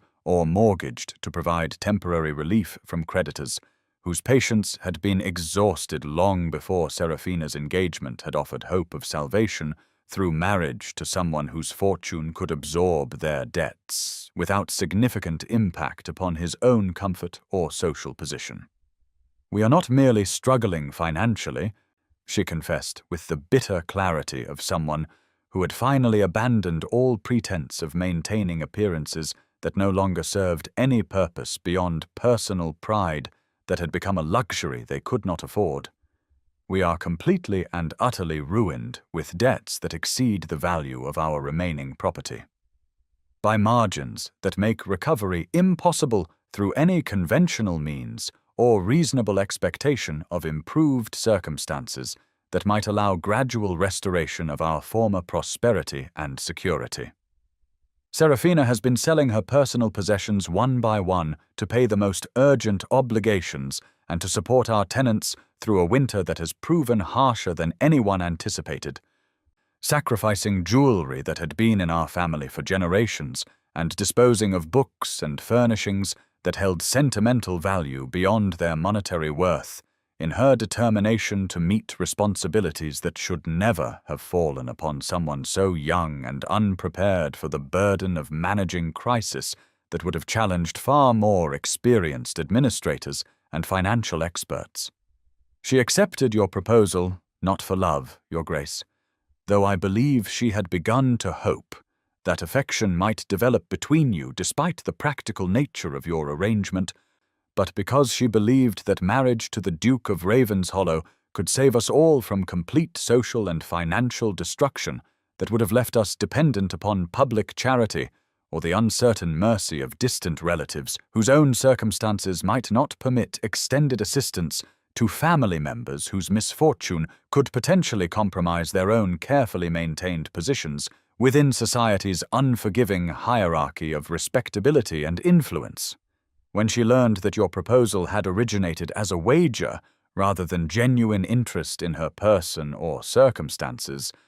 her heart broke not from wounded pride, but from the devastating realization that she had been prepared to sacrifice herself for nothing more than masculine amusement, and that the salvation she had hoped to provide for those who depended upon her would never materialize through an alliance that had been entered into for reasons that had nothing to do with the desperate need that had compelled her acceptance of an offer she would otherwise have refused without hesitation or regret.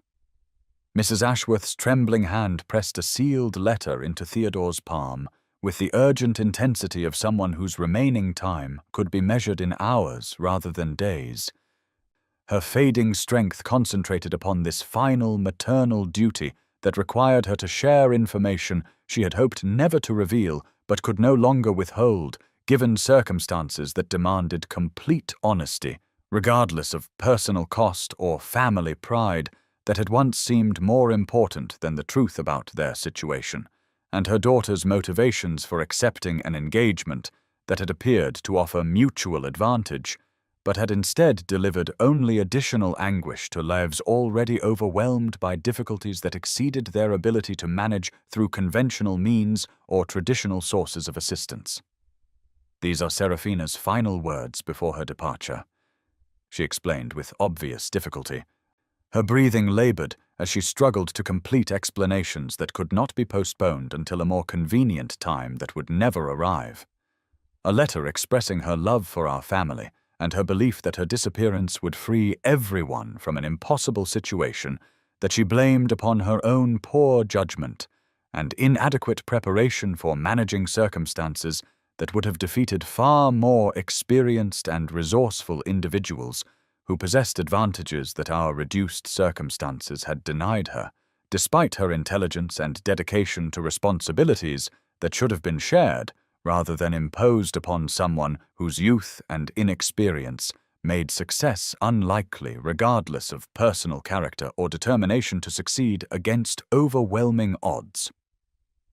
She believed that by removing herself from London society and abandoning the engagement that had promised salvation but delivered only additional complications, she could spare you the embarrassment of association with a family whose ruin would inevitably become public knowledge and would damage your own reputation through connection with our failures and financial obligations that would require years to resolve even with assistance that she no longer believed would be forthcoming, given the true circumstances that had prompted your proposal and her acceptance of an offer that had seemed too advantageous to refuse until she learned the reality behind what she had mistaken for genuine interest in her welfare and future happiness.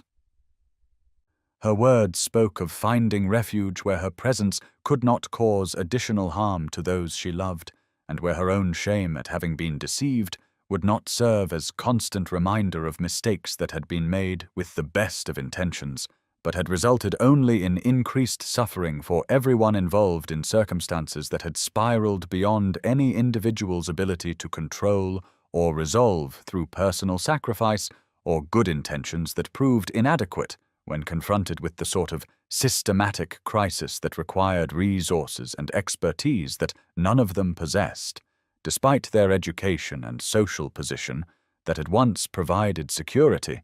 but had proven insufficient protection against the financial realities that had gradually eroded every foundation upon which their former prosperity and confidence had been built,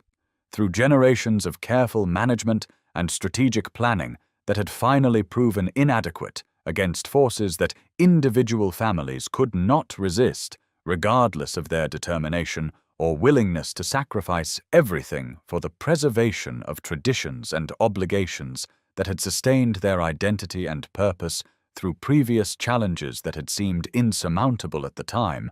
but had been overcome through persistence and cooperation that were no longer available in circumstances that had isolated them from potential sources of assistance and had made their situation hopeless, despite their continued efforts to find solutions that might preserve something from the wreckage of their former lives and expectations.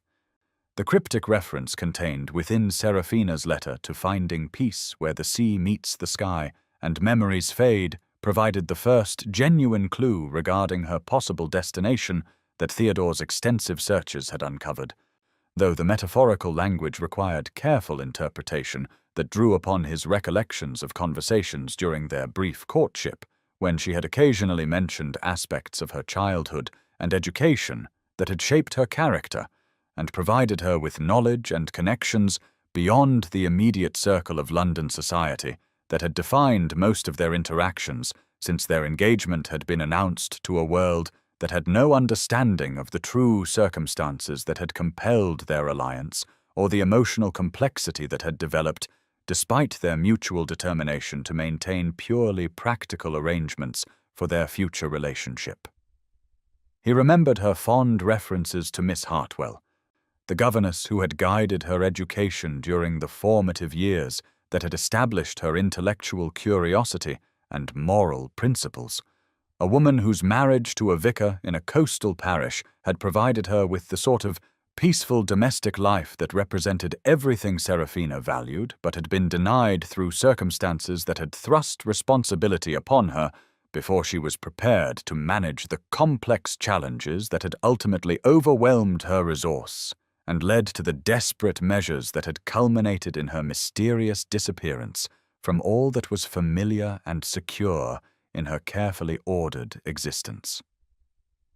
The possibility that she might have sought refuge with this trusted figure from her past offered hope that had been absent from previous investigations,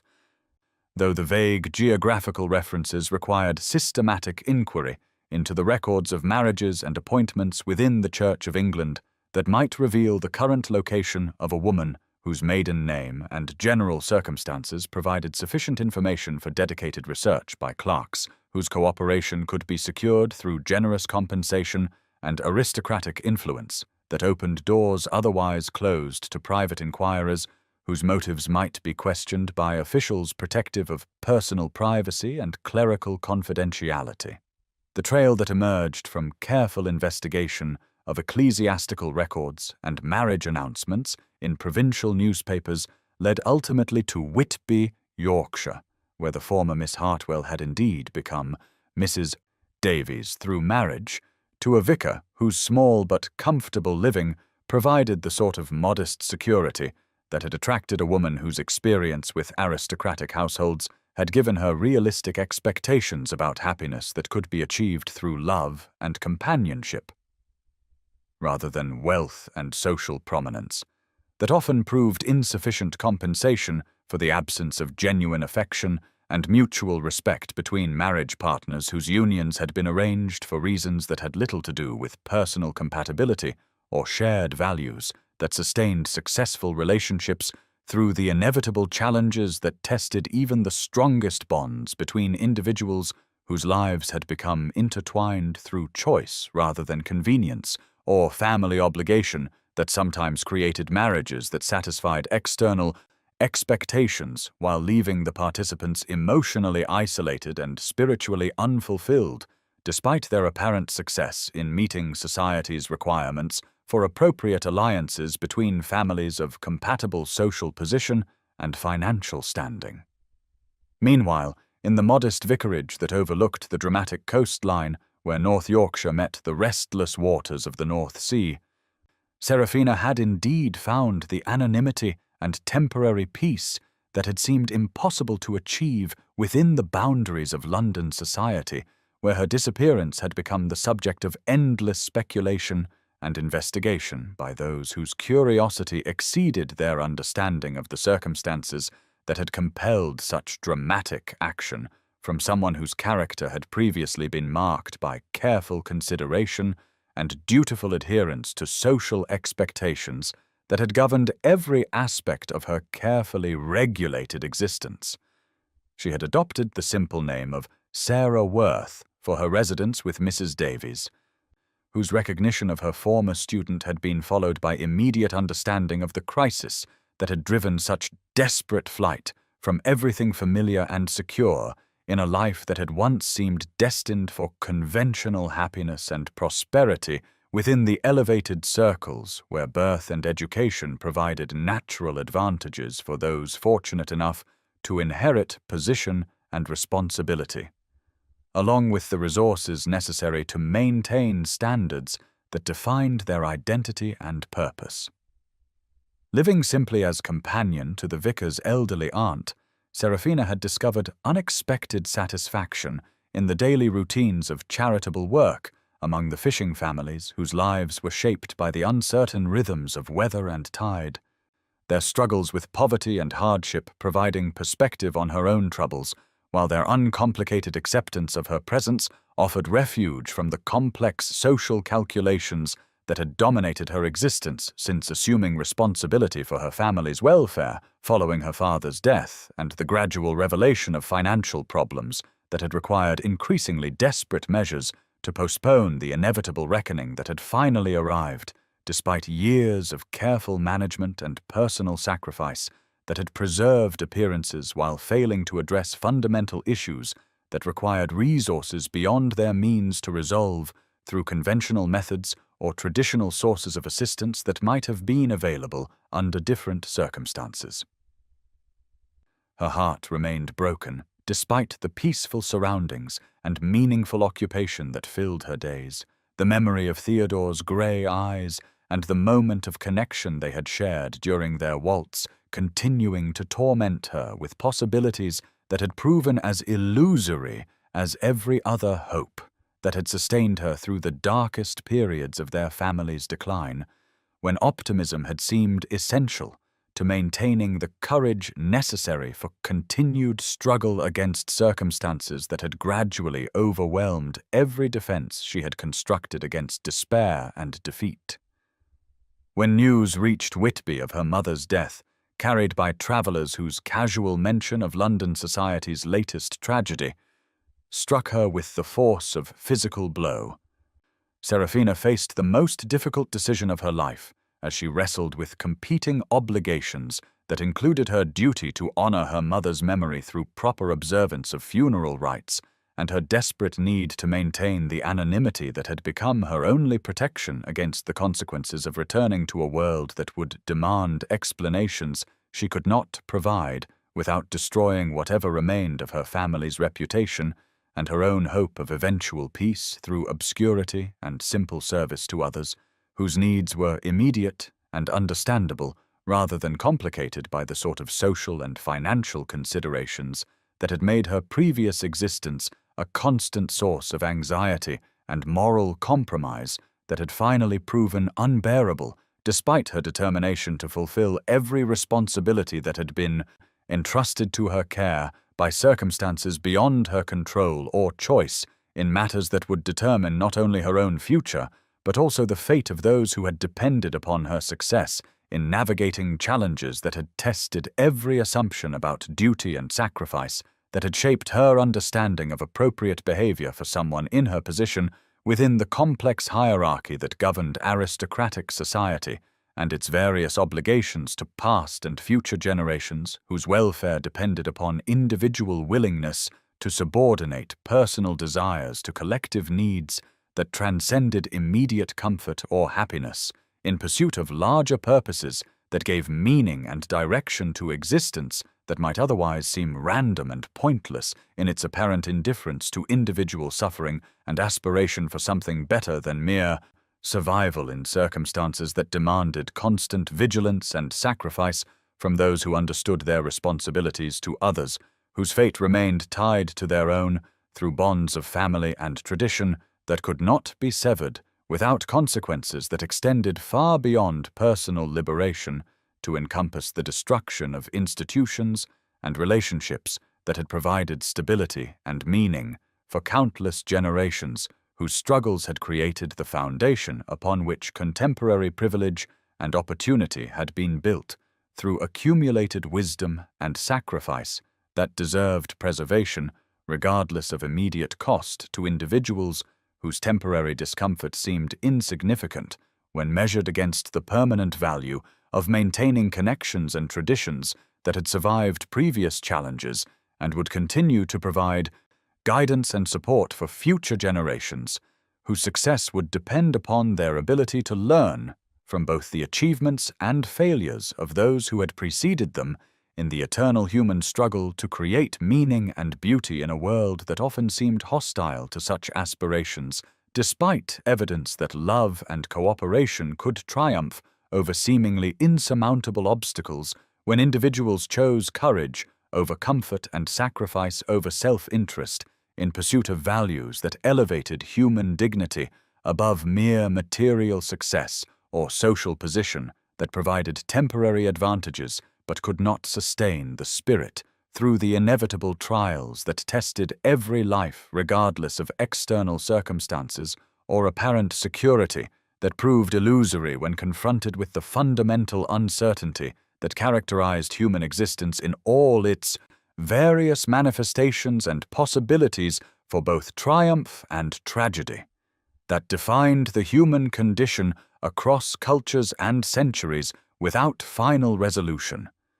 but with endless opportunity for growth and understanding that could transform individual lives and communities when exceptional people chose to risk conventional safety for authentic relationships built upon foundations stronger than convenience or tradition alone could provide, in an era when everything seemed possible and nothing seemed permanent except the human need for connection and meaning that drove all significant action and decision-making, regardless of external pressure or social expectations that might encourage more cautious approaches to life and its myriad challenges and opportunities. The autumn mist clung to the ancient stones of Stian Bartholomew's churchyard like mourning veils, its grey tendrils weaving between weathered headstones that marked centuries of Yorkshire families who had found their final rest in the shadow of the Norman church, where generations of Ashworths had worshipped, celebrated and mourned according to the rhythms of rural life that moved with the seasons, rather than the frantic pace of London society that Seraphina had fled in her desperate attempt to escape the consequences of a love that had proven as dangerous as it was unexpected. She stood beside the freshly turned earth that covered her mother's coffin, her figure shrouded in the deepest mourning attire that rendered her nearly invisible among the shadows cast by ancient yew trees whose gnarled branches had witnessed countless scenes of human grief and loss over the centuries. They had stood sentinel over this sacred ground where her family's history lay buried beneath worn stone markers that told stories of lives lived and loves lost to the inexorable passage of time that claimed even the most aristocratic bloodlines, despite their pretensions to permanence and significance in the grand scheme of divine providence. The funeral service had been mercifully brief, attended only by local tenants and clergy who remembered Mrs. Ashworth's kindness during her occasional visits to the estate that had become her daughter's refuge from the complications of a world that demanded more courage than she possessed to face the consequences of emotions that had overwhelmed every rational consideration about appropriate behavior. For a woman whose reputation and family's standing depended upon maintaining the careful composure that had sustained them through previous crises without the devastating scandal that her disappearance had undoubtedly created among those who delighted in the downfall of their social superiors, she had arrived at the church before dawn to avoid recognition by anyone who might carry word of her presence back to London, where her absence had created a mystery that grew more scandalous with each passing week, that brought no news of her whereabouts or explanation for the sudden departure that had abandoned her fiancé and her family obligations without regard for the damage such behavior would inevitably cause to all concerned, though her grief for the woman who had shaped her character and guided her through the complexities of aristocratic life, from childhood through the present crisis, made every other consideration seem trivial by comparison to the overwhelming loss that threatened to consume what remained of her already fractured world. The heavy mourning veils that concealed her features had seemed adequate protection against unwanted recognition during the brief ceremony that laid her mother to rest beside the husband whose untimely death had initiated the series of financial disasters that had culminated in her impossible engagement to a man whose motivations she had mistaken so completely that the resulting humiliation had driven her to abandon everything she had ever valued or protected in favor of solitude that offered the only escape from emotions too powerful and painful to be endured in the presence of those who might witness her complete breakdown of the composure that had been her shield against a world that showed little mercy to those whose circumstances forced them to make choices between dignity and survival, love and duty, personal happiness and family obligation that tested every principle and assumption about the proper conduct of women whose elevated birth had supposedly prepared them for lives of privilege and protection, rather than the harsh realities that seemed to be the only inheritance available to those whose fathers had failed to provide adequate financial foundation for their families' continued prosperity. In an era when traditional sources of aristocratic wealth were proving inadequate to sustain the lifestyle that society expected from those who bore ancient titles and maintained great houses whose expenses far exceeded their diminished incomes from lands that could no longer support the elaborate establishments that had once been possible when agricultural prosperity and stable social hierarchies had guaranteed the security of established families whose names appeared in the oldest records of English nobility and whose continued prominence had seemed as permanent as the stones that formed their ancestral seats and the traditions that governed their relationships with tenants, peers, and social inferiors, whose welfare had been entrusted to their care according to principles of noblesse oblige that had guided aristocratic behavior for generations beyond memory. The sound of footsteps on the gravel path that led from the church to the cemetery gates penetrated her grief like a discordant note in the otherwise perfect silence of morning worship that had surrounded her private communion with memories of the woman whose death had severed her last connection to the family traditions, and expectations that had shaped every decision of her adult life until the moment when passion had overwhelmed prudence and led to the acceptance of a proposal that had seemed to offer salvation, but had proven instead to be the source of humiliation and heartbreak that had driven her to abandon everything familiar and comforting in favor of exile that promised solitude if not peace of mind in the aftermath of discoveries that had shattered every hope she had allowed herself to nurture regarding the possibility that her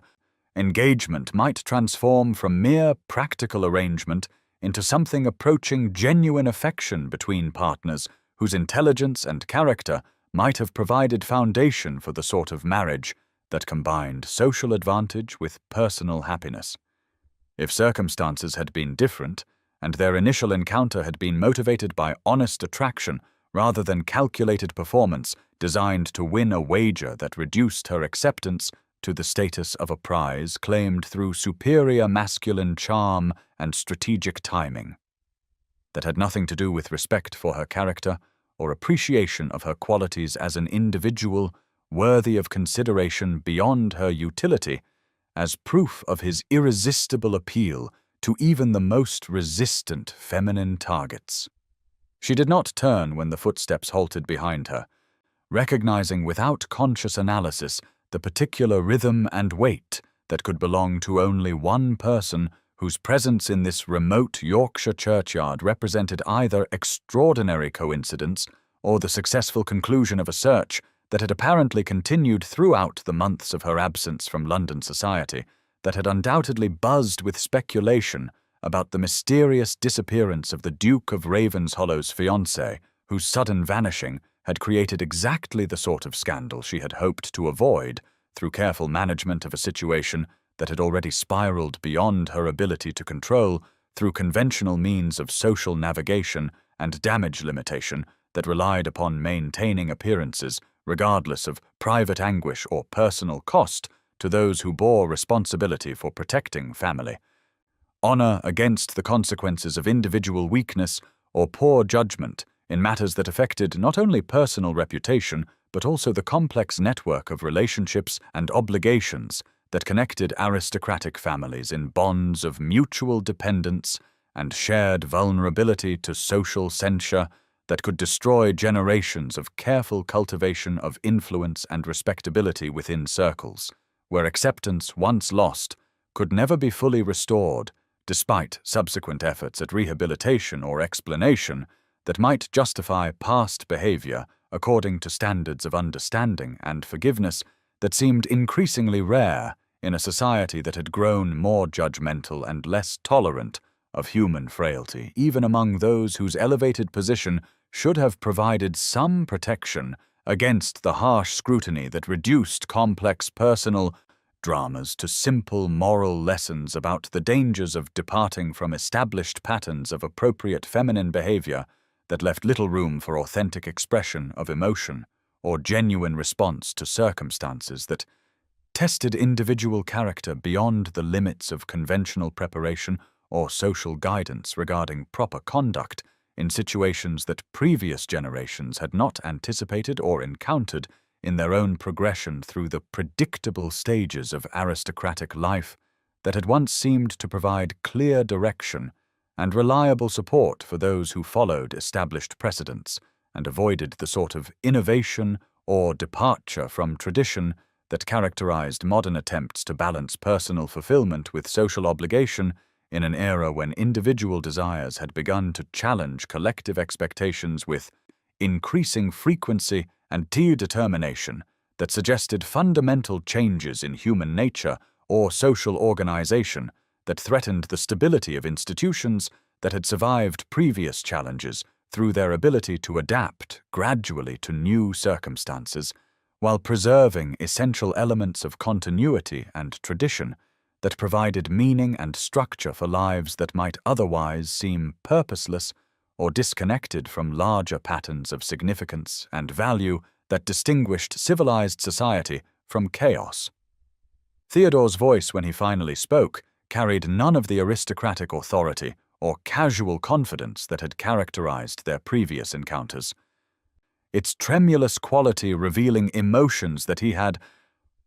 apparently struggled to control during whatever journey had brought him to this remote location where her mother's death had drawn her from the hiding place that had protected her from confrontations she lacked courage to face in the immediate aftermath of discoveries that had transformed her understanding of their relationship, from tentative hope to complete disillusionment about his character and motivations for pursuing marriage with a woman whose acceptance had apparently been valued primarily as proof of his superior abilities in the ancient game of masculine conquest that reduced feminine intelligence and independence to mere obstacles to be overcome through the application of charm and strategic calculation, rather than genuine respect for individual worth or authentic appreciation of personal qualities that might have provided foundation for partnership between equals who valued honesty above social advantage and authentic connection above temporary satisfaction of pride or ambition that characterized so much of the interaction between men and women of their elevated social position, where marriage too often became merely another form of business transaction designed to advance family interests without regard for personal happiness or individual fulfillment that might have been achieved through different approaches to courtship and commitment that honored the humanity and agency of both parties, rather than treating feminine participation as passive response to masculine initiative that assumed success as natural right rather than gift freely given by someone whose choice deserved respect and gratitude, regardless of the circumstances that had prompted such generosity of spirit or willingness to risk personal security for uncertain rewards of emotional connection with someone whose character remained largely unknown despite social prominence and aristocratic heritage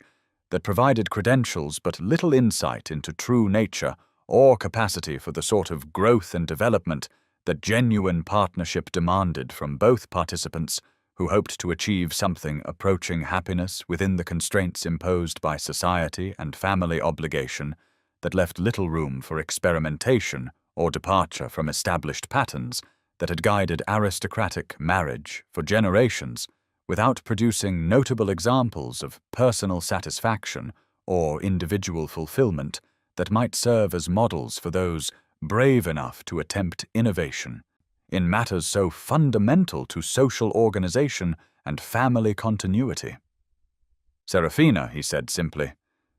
his use of her given name without formal address suggesting either intimacy that no longer existed between them or desperation that had overcome conventional courtesy in favor of direct appeal to whatever remained of the connection that had briefly flared between them during their waltz at the ball, where everything had begun with such promise before deteriorating into the painful situation that had driven them both to extremes of behavior that neither had anticipated when entering into an engagement that had seemed to offer practical solutions to mutual problems, without considering the emotional complications that inevitably arose when intelligent people attempted to maintain purely business-like relationships while living in close proximity and sharing responsibilities that required cooperation and communication on levels that challenged every assumption about the possibility of limiting intimate contact to formal obligations that could be discharged without reference to personal feelings or individual needs for understanding and acceptance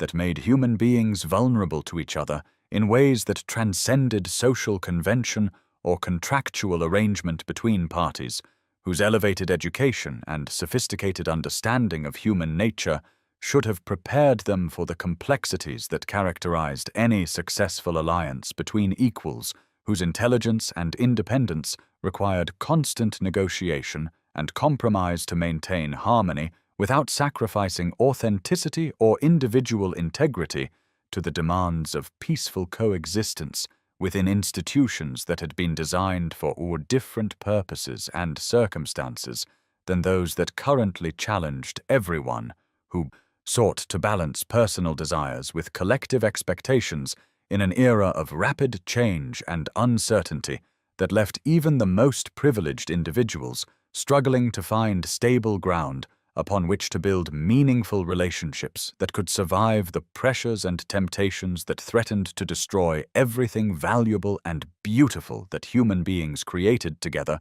when circumstances permitted the sort of mutual support and encouragement that allowed individual talents and capacities to flourish within partnerships that honored both personal growth and shared commitment to values that transcended immediate satisfaction or temporary advantage in favor of lasting significance that might justify the sacrifices and compromises that love demanded from those who chose to risk everything for uncertain rewards that could transform ordinary existence into something approaching the fulfillment and meaning that made life worth living, despite its inevitable disappointments and losses that tested human endurance and faith in divine providence that seemed increasingly remote from the practical concerns and emotional needs that drove most decisions about how to spend the limited time available for creating whatever happiness might be possible within the constraints imposed by circumstances beyond individual control and social expectations that demanded conformity to standards that often seemed arbitrary or outdated in their relationship to contemporary realities, that challenged every assumption about proper behavior and appropriate goals for people whose circumstances differed dramatically from those that had shaped traditional approaches to courtship and marriage in an era when individual choice played smaller role in determining personal destiny than family obligation and social convention, that left little room for authentic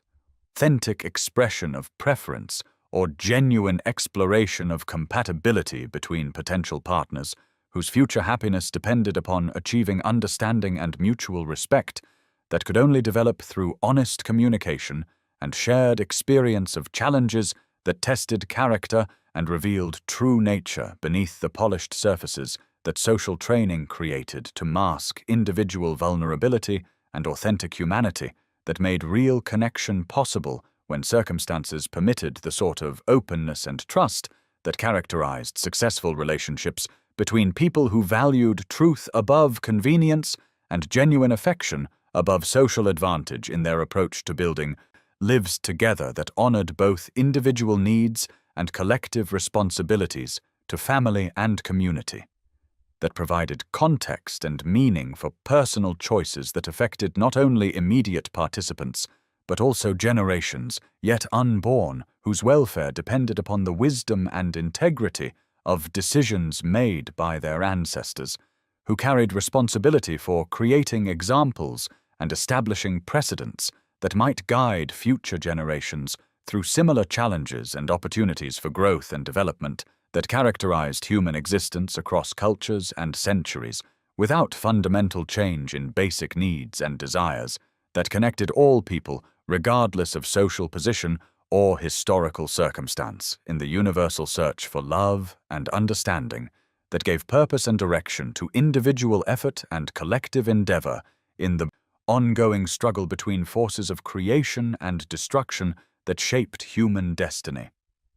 According to patterns that remained mysterious despite centuries of philosophical speculation and religious interpretation that attempted to explain divine purpose and human responsibility in cosmic designs that transcended individual comprehension while demanding personal participation in activities and relationships that contributed to outcomes whose significance might not become apparent until long after the immediate participants had passed beyond earthly concerns into whatever realm awaited those who had completed their assigned roles in the great drama of existence that encompassed all life and consciousness in patterns of meaning and purpose that provided hope and direction for those who sought to live with integrity and courage, despite uncertainty about ultimate outcomes or divine justice that might reward virtue and punish vice, according to standards that remained largely invisible to those who struggled with immediate challenges and opportunities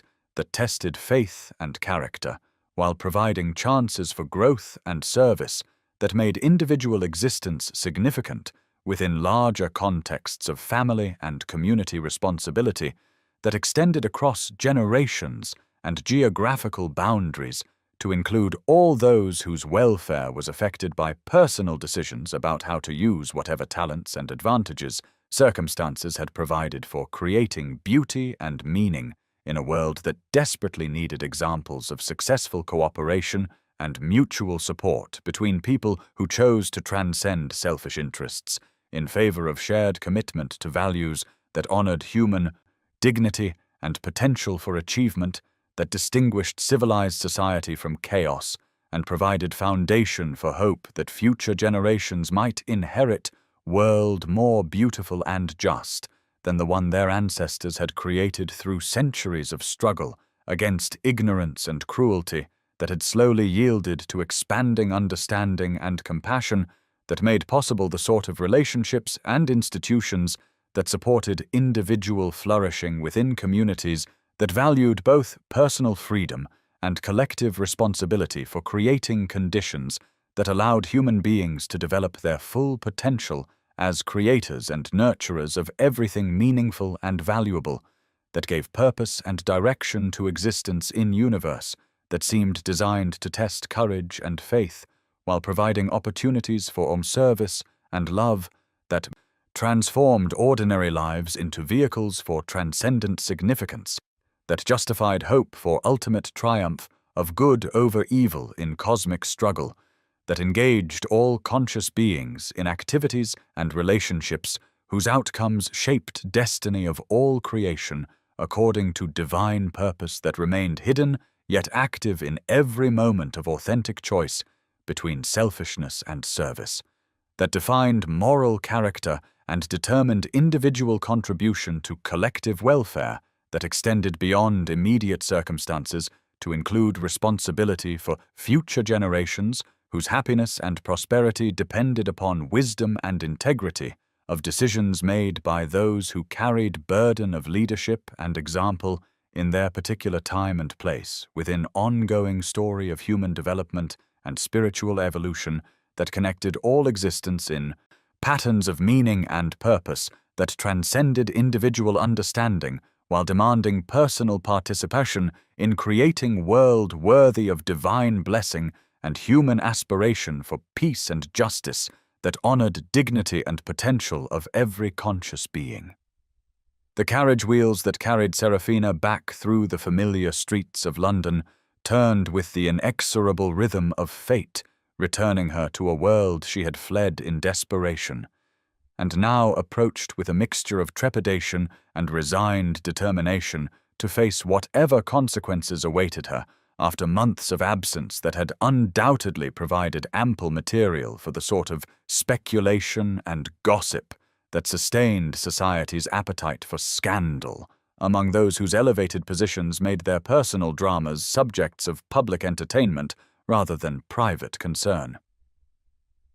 She observed through the window the unchanged facades of Mayfair's grandest houses, where the same families continued their eternal rounds of social obligation and competitive display. Their lives apparently unaffected by her disappearance, or the mystery surrounding her sudden departure from an engagement that had promised to be the season's most celebrated wedding, before transforming into its greatest scandal, through circumstances that remained largely unknown to those whose curiosity far exceeded their understanding of the complex emotions and practical considerations that had driven her to abandon everything familiar and secure in favor of exile among strangers who asked no questions about her past or her reasons for seeking refuge in their simple community,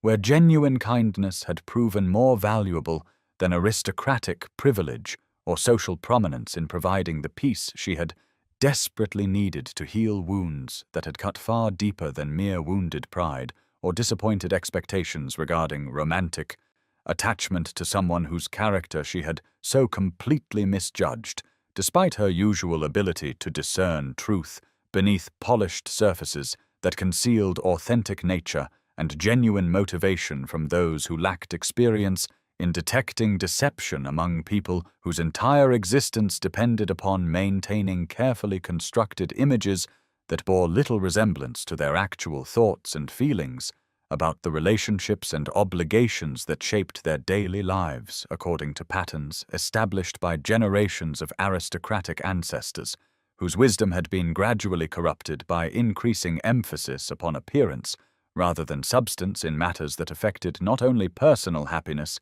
but also family honor and social stability within communities that depended upon mutual trust and shared commitment to values that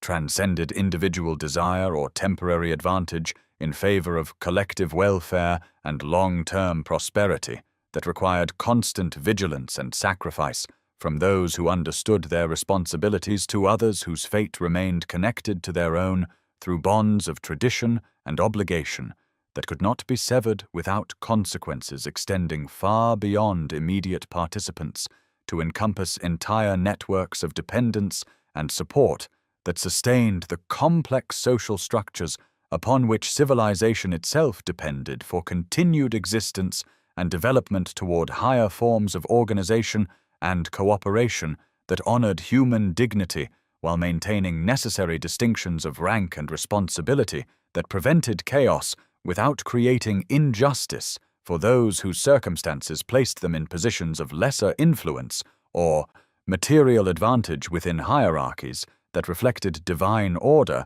rather than arbitrary human preference for power and dominance over others whose welfare should have been protected rather than exploited by those whose elevated birth and superior education supposedly prepared them for leadership that served general good rather than narrow self-interest in the eternal struggle between virtue and vice that characterized human nature across all social levels and historical periods without fundamental change in basic tendencies toward either selfishness or service that determined individual character and collective destiny. According to choices made by countless people whose decisions created the moral atmosphere that influenced everyone within their sphere of contact and responsibility. The sensation created by her return to London society exceeded even her worst fears about the reception that awaited someone whose behavior had violated every convention governing appropriate feminine conduct in matters of engagement and marriage. Where consistency and reliability were valued above all other considerations by families whose own reputations depended upon maintaining alliances with partners who could be trusted to fulfill obligations regardless of personal feelings or changing circumstances that might make such fulfillment inconvenient or emotionally difficult for those who placed duty above individual satisfaction in their approach to relationships that served purposes larger than romantic attachment or personal happiness, within arrangements that benefited entire families and their various dependents, whose welfare was affected by marriage settlements and social connections that extended influence and opportunity across generations of careful cultivation and strategic planning. Some members of society viewed her as a romantic heroine, whose mysterious disappearance had been motivated by passion too powerful to be contained within conventional boundaries, their imagination supplying details about secret lovers or family tragedies that provided acceptable explanations for behavior that would otherwise have been condemned as simply irresponsible or inexplicably eccentric in someone whose upbringing should have prepared her for managing difficult situations without resorting to dramatic gestures that created additional problems rather than solving existing ones through patience and careful negotiation with all parties concerned. Others saw her as a scandalous figure whose abandonment of her fiancé without explanation or adequate justification had demonstrated character flaws that made her unsuitable for acceptance within circles that valued predictability and social stability above individual expression or authentic response to circumstances that tested conventional approaches to problem solving in matters where precedent and tradition provided guidance that had proven effective for previous generations who had faced similar challenges without resorting to the sort of innovation or departure from established patterns that characterized modern attempts to balance personal desires with collective expectations in an era when individual rights had begun to challenge ancient authority structures that had previously maintained order through clear hierarchies and well-understood obligations that left little room for confusion about appropriate behavior in specific situations that arose predictably within the normal course of aristocratic life and its various ceremonial and practical requirements. Theodore's public support for her upon her return surprised those who had expected him to distance himself from association with someone whose behavior had embarrassed him before all of London society. His consistent attendance at every event where she appeared demonstrating either remarkable forgiveness or continued attachment that transcended rational consideration of the damage her actions had caused to his own reputation among peers who judged masculine character, partly by ability to manage feminine behavior within acceptable bounds that reflected credit upon their judgment and authority, in matters where social order depended upon maintaining clear expectations about appropriate conduct for both sexes within their respective spheres of responsibility and influence that shaped community standards and individual behavior according to principles that had evolved over centuries of trial and error in creating stable institutions that supported human flourishing while preventing the sort of chaos that resulted when traditional boundaries were abandoned without adequate replacement structures that could provide similar guidance and support for those who needed clear direction in navigating complex social and emotional terrain that challenged even the most experienced and well-prepared individuals when circumstances required decisions that affected not only personal welfare, but also family honor and community stability within systems that depended upon voluntary cooperation, based upon shared understanding of mutual obligations and benefits that made collective life possible and rewarding for all participants who contributed their talents and energy toward common goals that elevated human existence above mere survival toward achievement of beauty and meaning that justified individual sacrifice and collective effort in the ongoing struggle to create conditions worthy of divine blessing and human aspiration. The campaign that Theodore undertook following Seraphina's return to London represented a complete transformation of his previous approach to courtship and social relationships, abandoning the calculated charm and aristocratic authority that had characterized his earlier interactions with women in favor of actions that spoke more eloquently than words about the depth of feeling that had developed during her absence and had forced him to confront emotions he had never experienced with such overwhelming intensity or such complete disruption of his carefully maintained emotional equilibrium and social confidence. Instead of pursuing direct conversation or formal courtship rituals that would have been expected from a duke whose engagement remained technically intact Despite the mysterious circumstances surrounding his fiancée's disappearance and unexplained return to society after months of exile that had provided ample time for reflection upon the true nature of their relationship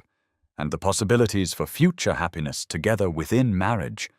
that might transcend the practical arrangements they had originally negotiated in favor of genuine partnership based upon mutual respect and authentic affection that could sustain them through whatever challenges awaited couples whose union had been forged in controversy but might yet be transformed into something approaching the ideal that had guided romantic imagination throughout history, despite its rarity in actual experience among people whose elevated social position often made genuine intimacy difficult to achieve or maintain within relationships that served multiple purposes beyond personal satisfaction or emotional fulfillment.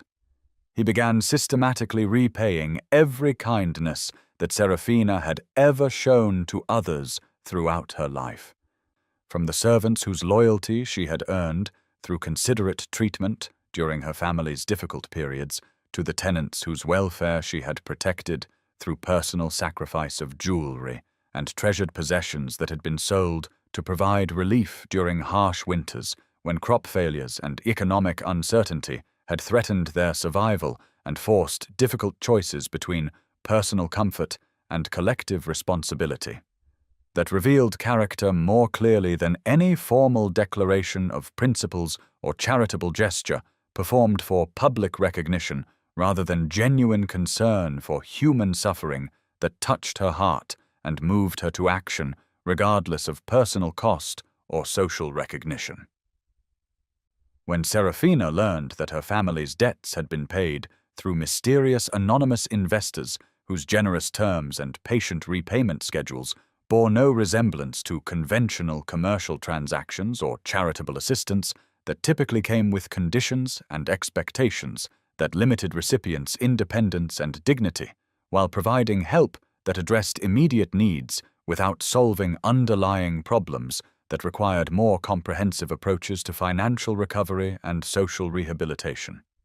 She began to suspect that Theodore's involvement extended far beyond the formal obligations of their engagement to encompass genuine care for her welfare and that of everyone whose lives had been affected by her family's misfortunes and the cascading consequences of financial ruin that had threatened to destroy not only their immediate household, but also the broader community of dependents whose livelihoods were connected to the estate's prosperity and their continued ability to meet obligations that had been assumed in better times when such responsibilities had seemed manageable within the normal course of aristocratic life and its predictable rhythms of income and expenditure that maintained stability across generations.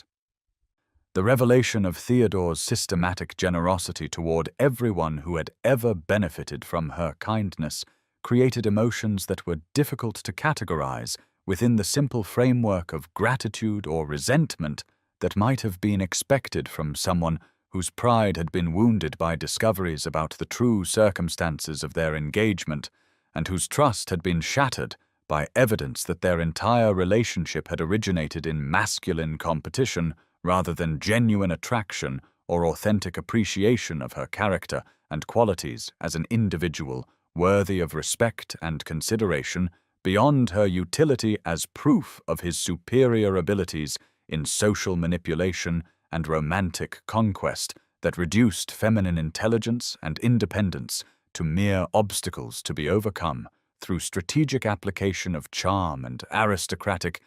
privilege rather than honest acknowledgement of her agency and right to make informed decisions about her own future based upon accurate information about his motivations and intentions regarding their proposed marriage and its implications for both personal happiness and family welfare within arrangements that would bind them together for life, regardless of whether genuine affection ever developed between partners whose initial encounter had been compromised by deception and competitive performance rather than mutual discovery and authentic exploration of compatibility and shared values that might provide foundation for lasting partnership between equals who valued truth above convenience and respect above dominance in their approach to building relationships that honored both individual autonomy and collective responsibility for creating families and communities that supported human flourishing while maintaining necessary standards of behavior and obligation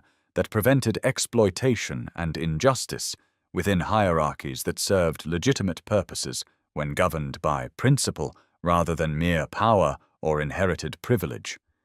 that had been corrupted by forgetting its original purpose of service and protection rather than dominance and exploitation of those whose circumstances made them vulnerable to abuse by those who possessed advantages.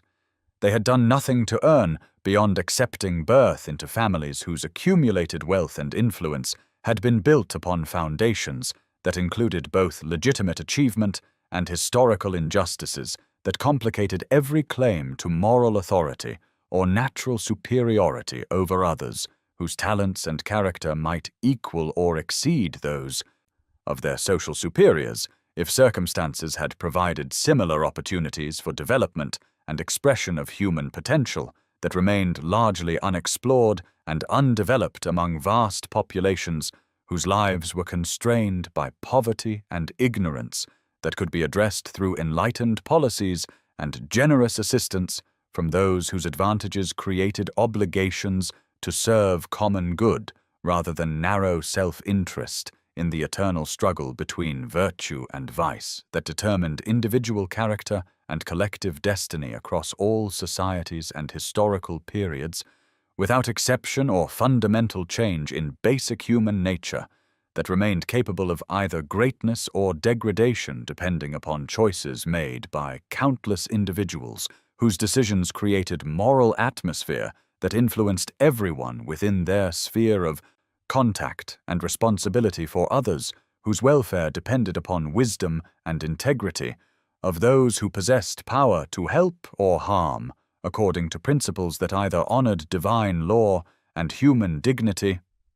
or violated both in pursuit of temporary advantage that ultimately corrupted everything it touched while creating illusions of success that masked spiritual poverty and emotional emptiness that characterized lives devoted to acquisition and dominance rather than service and love.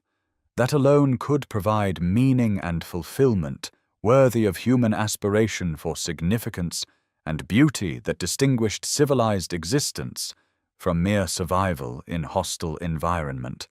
that challenged courage and faith while offering opportunities for growth and achievement, that made individual effort worthwhile within cosmic drama, that encompassed all consciousness in patterns of purpose and development, that connected every being to divine source of life and love, that sustained creation through cycles of challenge and renewal, that tested character while providing chances for redemption and transformation, that made hope possible even in darkest circumstances, when human wisdom seemed inadequate and divine purpose remained mysterious, yet active in every moment of authentic choice between selfishness and service,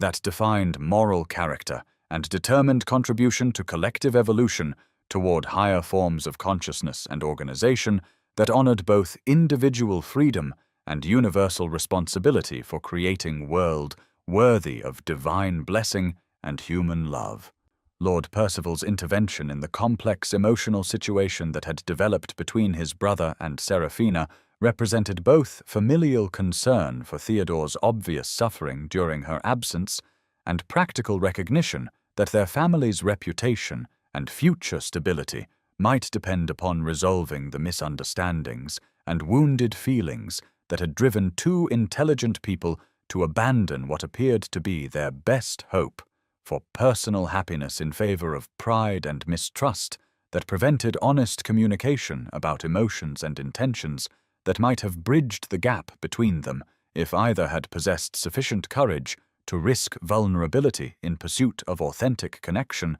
that transcended social convention and personal fear of rejection or betrayal that had been reinforced by their unfortunate beginning in deception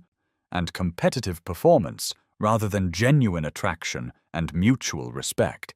His decision to reveal the true circumstances surrounding the original wager came from observing the depth of his brother's transformation from careless aristocrat to a man consumed by love he finally understood but lacked skill to express in ways that could overcome the barriers created by past mistakes and current misunderstandings about motivations and feelings that remained largely unexpressed despite their obvious intensity and potential for creating happiness that might justify the risks and sacrifices required for building authentic relationship between equals,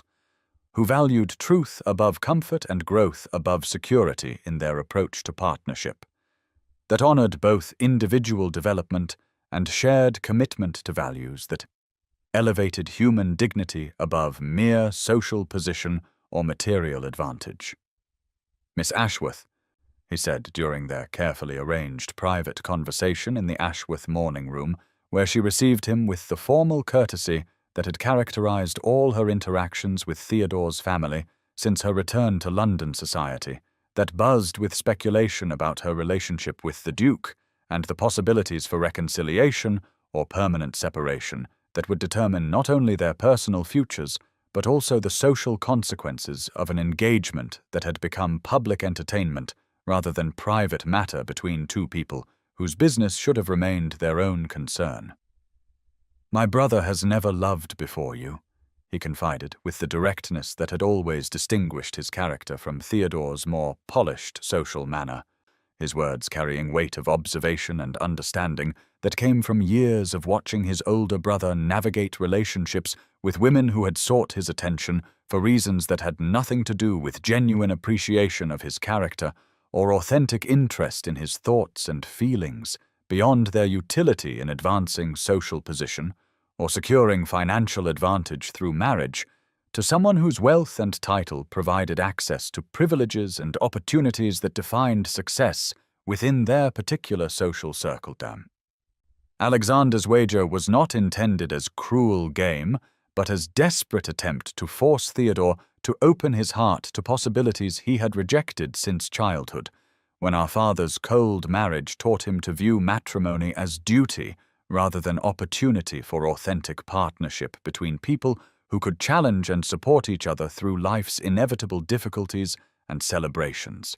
that required both individual strength and mutual cooperation to navigate successfully without losing either personal identity or shared commitment to values and goals that transcended immediate satisfaction in favor of lasting significance that might justify whatever sacrifices love demanded from those who chose vulnerability over safety and truth over convenient illusion about human nature and divine purpose in creating beings capable of both selfish destruction and generous service.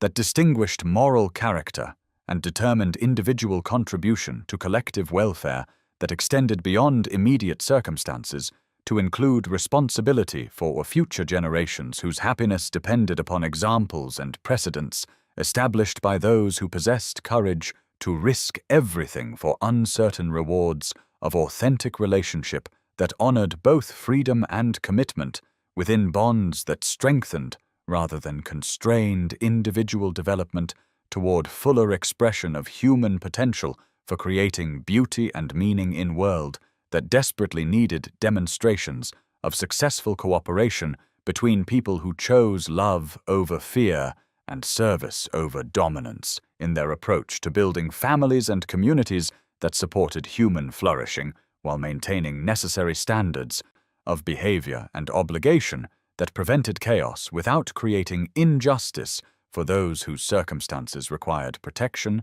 and assistance from those better positioned to provide help that addressed both immediate needs and underlying causes of suffering that could be alleviated through enlightened policies and generous action by individuals whose advantages created moral obligations to serve common good rather than narrow self-interest in eternal struggle between virtue and vice that shaped human destiny according to choices made by countless people whose decisions influenced everyone within their sphere of responsibility and contact. The quiet announcement of their second engagement appeared in the Times without fanfare or elaborate social celebration, a simple paragraph that conveyed the essential facts while deliberately avoiding the sort of detailed description that might have attracted unwanted attention from those whose curiosity about their reconciliation exceeded their understanding of the complex emotional journey that had brought two proud and wounded individuals back together through patience, honest communication, and gradual recognition that their initial attraction had deepened into something far more precious and enduring than either had believed possible during the dark months when misunderstanding and wounded pride had kept them apart despite their mutual longing for connection that transcended social convention or practical consideration of advantages that marriage might provide to families whose alliance would benefit both parties without regard for personal happiness or individual fulfillment within arrangements that served purposes larger than romantic attachment or emotional satisfaction. This time, Serafina's acceptance was given freely without coercion from circumstance or desperation born of financial necessity that had clouded their first engagement with complications that made authentic communication nearly impossible between partners who approached their relationship as business transaction rather than opportunity for genuine partnership based upon mutual respect and shared commitment to values that honored both individual autonomy and collective responsibility for creating something beautiful and meaningful together through honest acknowledgement of their feelings and realistic assessment of their compatibility as companions who could challenge and support each other through whatever difficulties life might present to test their resolve and deepen their understanding of love's true nature and its power to transform ordinary existence into something approaching the fulfillment that made human struggle worthwhile, despite inevitable disappointments and losses that characterized every life, regardless of external circumstances or apparent advantages that provided no guarantee against suffering or protection from the universal human need for connection and meaning that drove all significant relationships and creative endeavors. The courtship that followed their renewed commitment proceeded with deliberate care and attention to building foundations of trust and understanding that had been absent from their original hasty arrangement.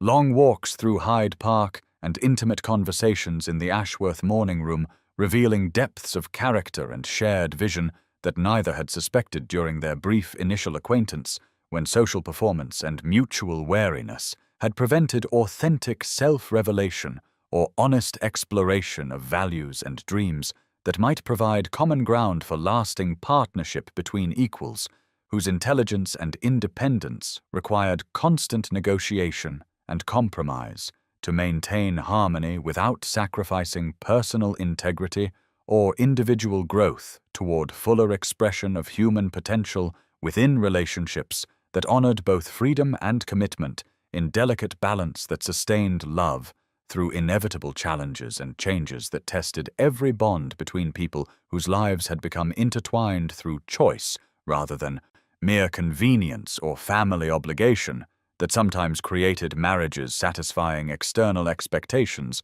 while leaving participants emotionally isolated and spiritually unfulfilled despite apparent success in meeting society's requirements for appropriate alliances. Theodore's revelation of his plans to merge their estates into a model community for their tenants demonstrated understanding of Serafina's deepest concerns about social responsibility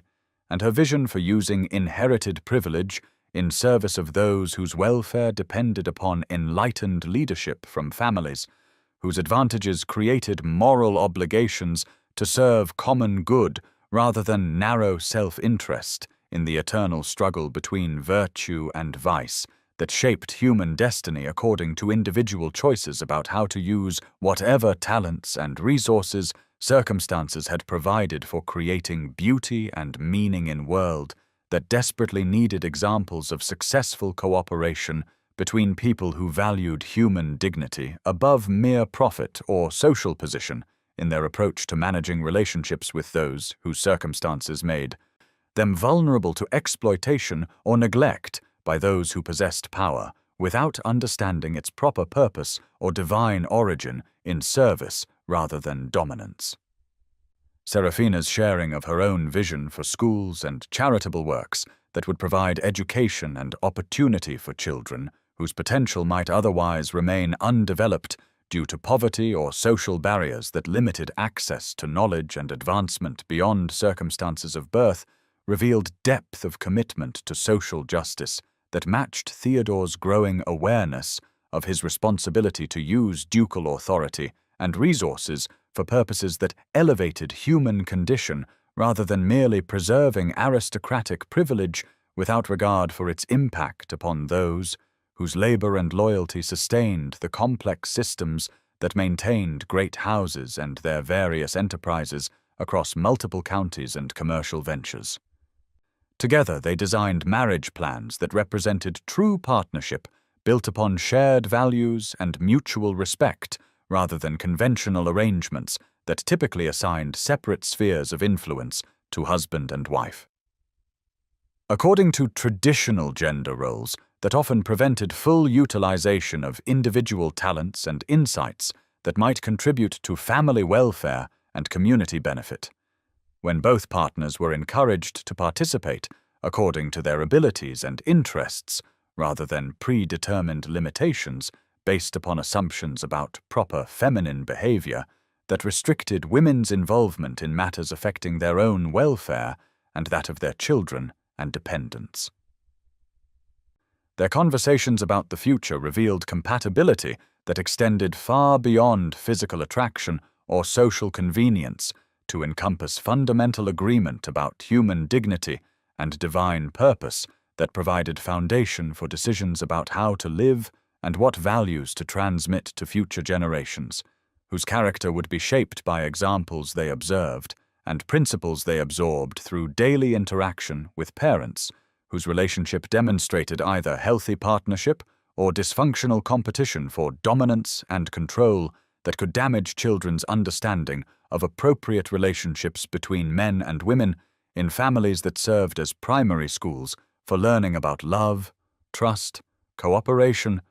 and mutual support that prepared individuals for successful participation in broader communities,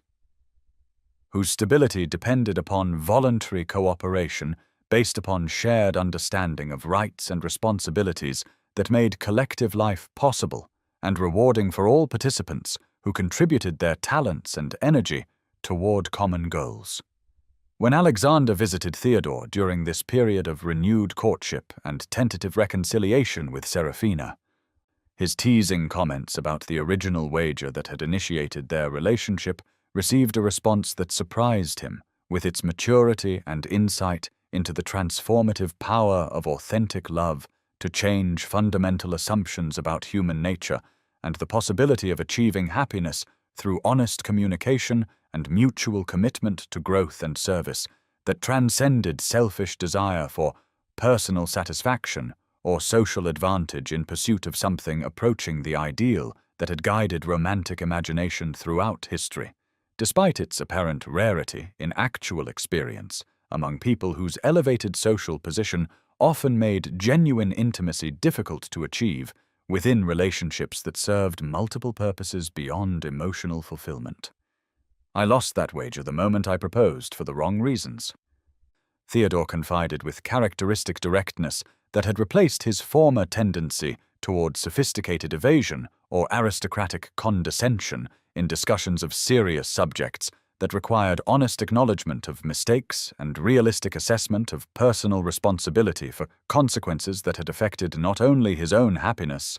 but also that of a woman whose character and welfare had become more important to his peace of mind than any consideration of social position or material advantage that marriage might provide to families whose alliance would benefit both parties according to conventional calculations that ignored emotional and spiritual dimensions of human relationship that determined actual success or failure, regardless of external appearances or financial arrangements that satisfied practical requirements while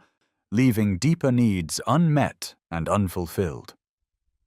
The Duke of Devonshire's annual ball represented the culmination of London's social season and provided neutral ground where Theodore and Seraphina could meet again as equals who had chosen to risk vulnerability in pursuit of authentic connection rather than maintaining safe distance. That protected wounded pride while preventing healing and growth, that required courage to acknowledge past mistakes and express genuine feelings about possibilities for future happiness together within marriage, that might transcend their original practical arrangements to become something approaching the partnership that both had secretly desired, despite their mutual fear of rejection or betrayal that had been reinforced by unfortunate circumstances surrounding their first engagement and her subsequent disappearance that had taught them both valuable lessons about the danger of assumptions and the necessity of honest communication in relationships between intelligent people whose pride and independence made them capable of either great happiness or profound misery, depending upon their willingness to risk emotional honesty in pursuit of understanding that could bridge differences and create lasting bond between partners who valued truth above convenience and growth above security in their approach to love and commitment. The moment when the orchestra struck up the familiar waltz that had provided musical accompaniment to their first dance together created opportunity for symbolic renewal of their relationship on terms that honored both their history and their hopes for transformation of what had begun in deception into something authentic and enduring that might justify the pain and struggle required to overcome barriers created by pride and misunderstanding about motivations and feelings that had remained largely unexpressed despite their obvious intensity and potential for creating foundation upon which lasting happiness might be built through patient cultivation of trust and mutual respect that recognized individual worth while acknowledging interdependence that characterized successful partnerships between equals who chose cooperation over competition in their approach to building shared life together. "Miss Ashworth," Theodore said with uncertainty that revealed his recognition of her right to refuse his invitation, and his awareness that their second chance depended upon her willingness to forgive past mistakes while risking future disappointment if his character proved inadequate to sustain the sort of relationship she deserved with someone whose love was based upon genuine appreciation of her qualities rather than selfish desire for conquest or social advantage through alliance with family, whose reputation and connections might enhance his own position within circles that valued appearance above substance in measuring human worth and social contribution. "Might I have the honor," he continued with humility that contrasted sharply with the confident assumption of success that had characterized his first approach when aristocratic privilege and masculine charm had seemed sufficient to overcome any feminine resistance to his will and ensure victory in competition with friend, whose skepticism about his abilities had prompted reckless wager that reduced her acceptance to proof of superior social skills rather than recognition of her agency and intelligence that deserved respect, regardless of his ultimate success or failure in winning her agreement to marriage, that would affect both their lives according to choices they made about how to approach partnership, that could either elevate or diminish their individual potential for happiness and meaningful contribution to family and community welfare.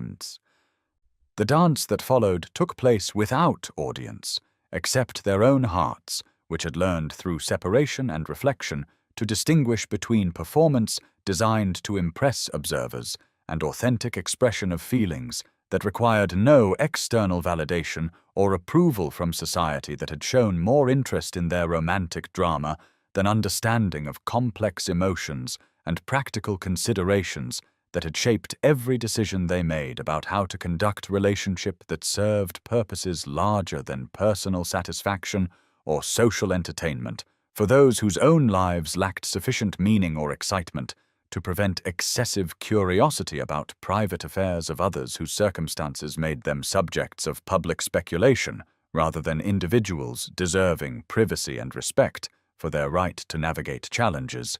without unwanted interference or commentary from those who lacked complete information about situations that required careful consideration and mature judgment to resolve successfully without causing additional harm to everyone involved. As they moved together through familiar patterns of the waltz,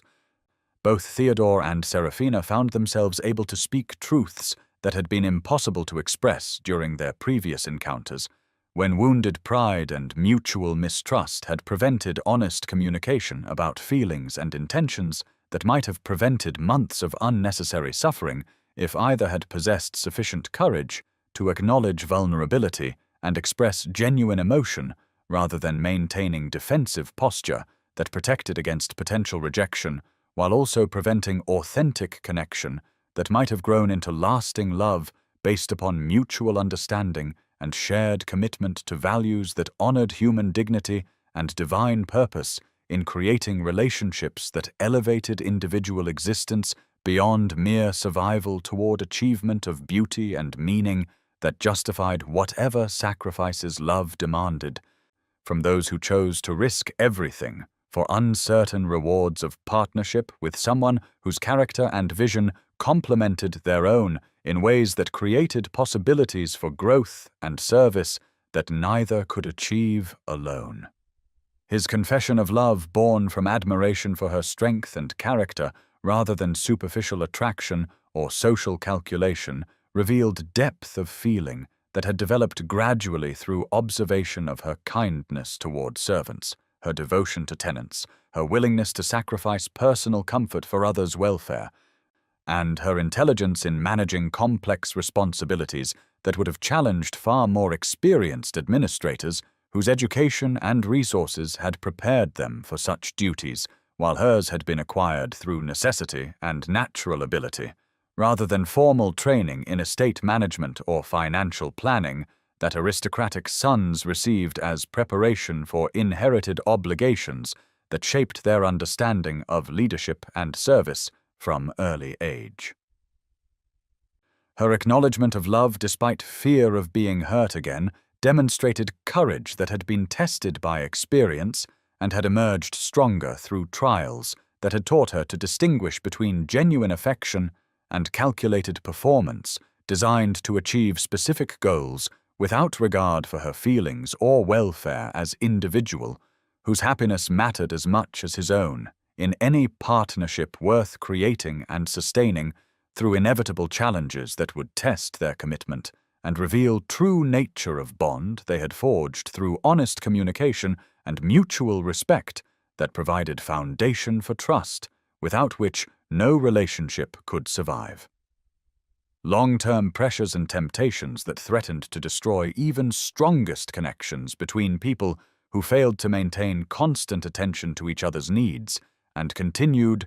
growth toward fuller expression of human potential within marriages that honored both individual freedom and shared responsibility for creating families and communities that supported flourishing of all members rather than serving narrow interests of those who possessed advantages. They had done nothing to earn beyond accepting birth into circumstances that provided opportunities, denied to others whose talents and character might equal or exceed their own if conditions had been different, and more just in distribution of resources and education that determined life chances and possibilities for achievement that remained largely unexplored among vast populations whose potential was constrained by poverty and ignorance that enlightened policies could address through generous assistance from those whose wealth and position created moral obligations to serve common good rather than selfish interest. An eternal struggle between virtue and vice that determined individual character and collective destiny according to choices made by countless people whose decisions influenced everyone within their sphere of responsibility and contact, in ongoing creation of world worthy of divine blessing and human aspiration for justice and beauty that distinguished civilized existence from chaos, while providing hope for progress toward higher forms of consciousness and organization that honored both individual dignity and universal connection in patterns of love and service that alone could provide meaning and purpose sufficient to justify human struggle and sacrifice in pursuit of something greater than mere personal satisfaction or temporary advantage in cosmic drama that encompassed all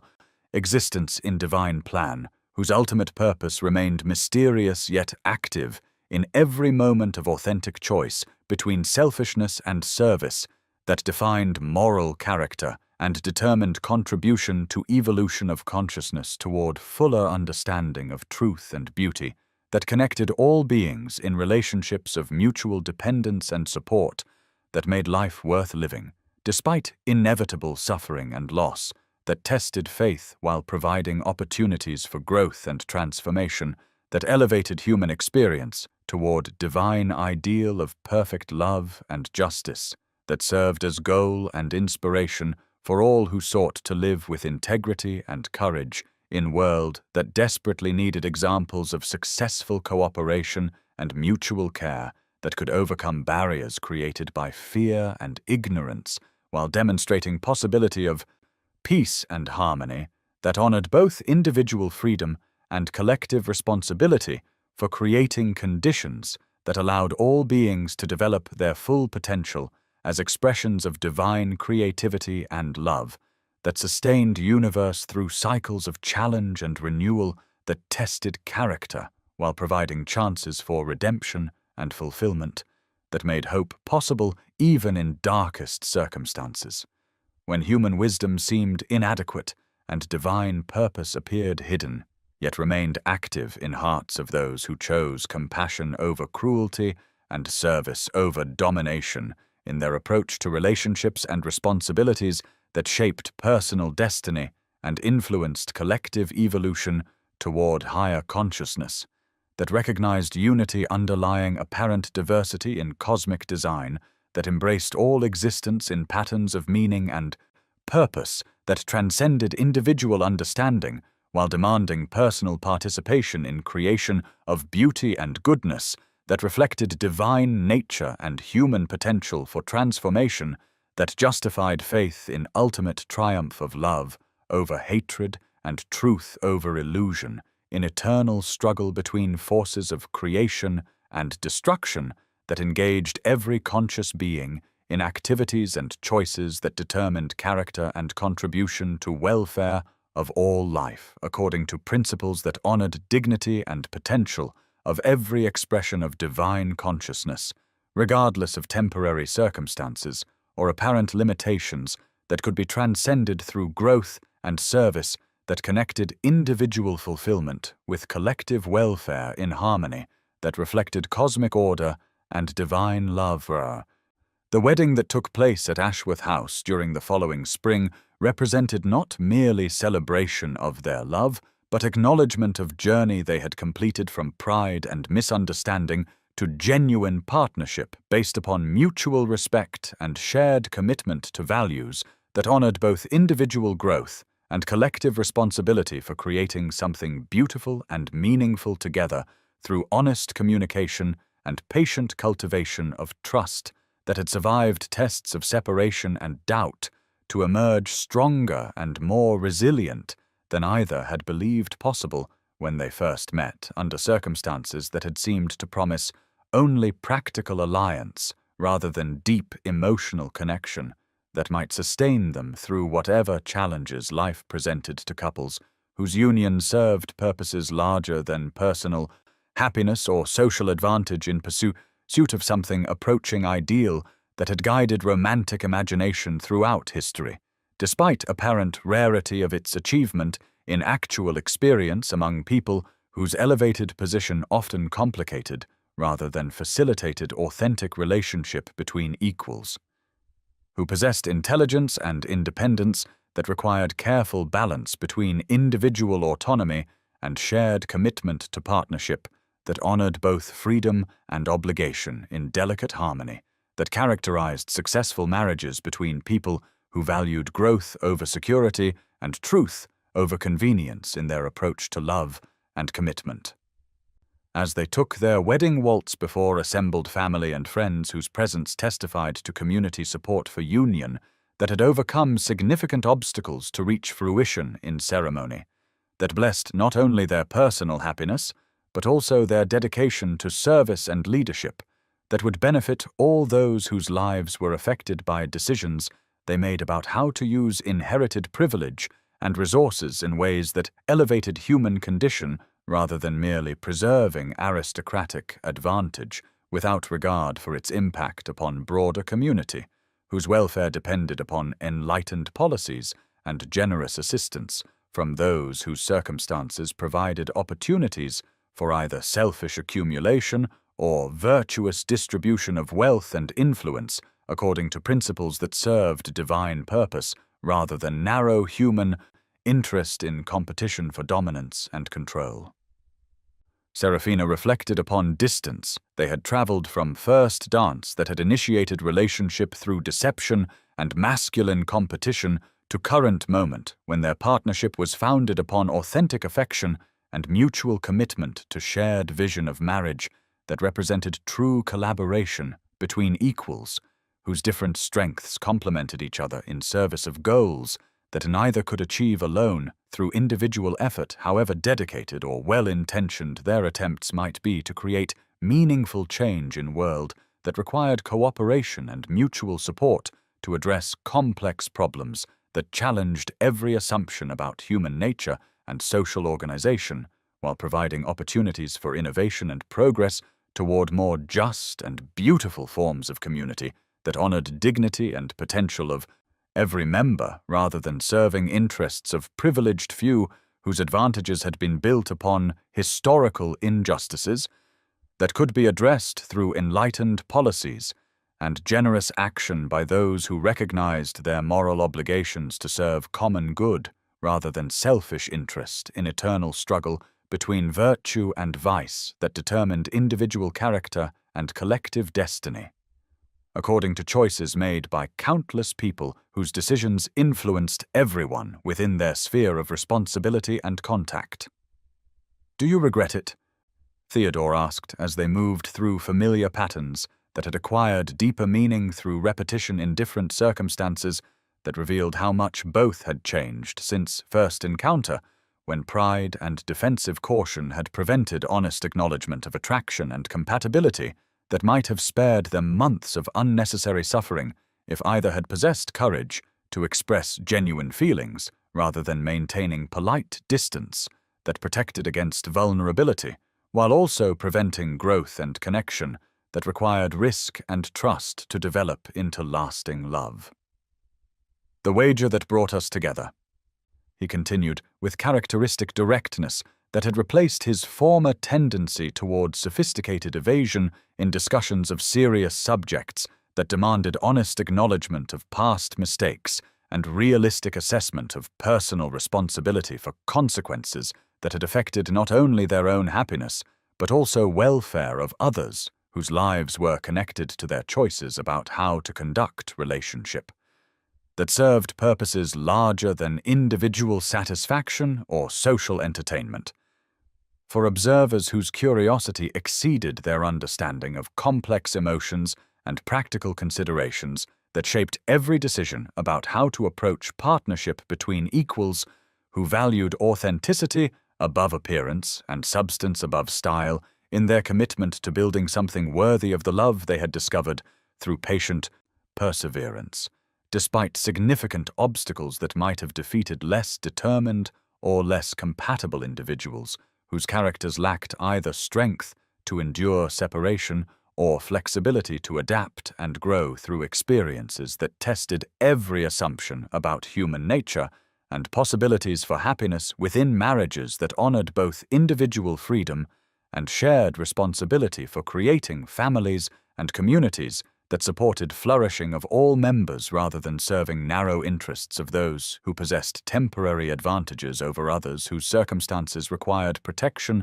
and assistance from those better positioned to provide help that addressed both immediate needs and underlying causes of suffering that enlightened policies could alleviate through cooperation and mutual care that recognized fundamental interdependence of all human welfare in systems that functioned according to moral principles rather than mere power or inherited privilege that had been corrupted by forgetting its original purpose of service rather than domination in relationships between those who possessed authority and those who depended upon wise and just exercise of that authority for their security and opportunity to develop individual potential within communities that valued human dignity above material success, or social position in measuring worth and contribution to collective welfare that extended across generations and geographical boundaries to include all those whose fate was affected by decisions made by individuals whose choices created moral atmosphere that influenced everyone within their reach and responsibility. The scene that concluded their story took place 5 years later in the estate office, where Theodore and Serafina worked together as true partners in managing properties that had become model of enlightened administration and social responsibility, their twin children playing at their feet. While outside their window, the prosperous farms and happy tenants provided visible testimony to power of love that had begun in deception but had flourished through commitment to truth and mutual service that elevated their individual existence toward something approaching the fulfillment that made human struggle worthwhile despite inevitable challenges and disappointments that tested every relationship between people whose lives had become intertwined through choice rather than mere convenience or family obligation that sometimes created marriages, satisfying external expectations while leaving participants emotionally isolated and spiritually unfulfilled, despite apparent success in meeting society's requirements for appropriate alliances between families of compatible social position and financial standing. Their daily collaboration in addressing complex issues of estate management, tenant welfare, and charitable endeavors demonstrated practical application of principles they had discovered through their difficult courtship and gradual recognition that genuine partnership required both individual growth and mutual accommodation to create harmony that honored different strengths while serving shared vision of marriage as opportunity for service and leadership that benefited broader community whose welfare depended upon enlightened policies and generous assistance from those whose circumstances provided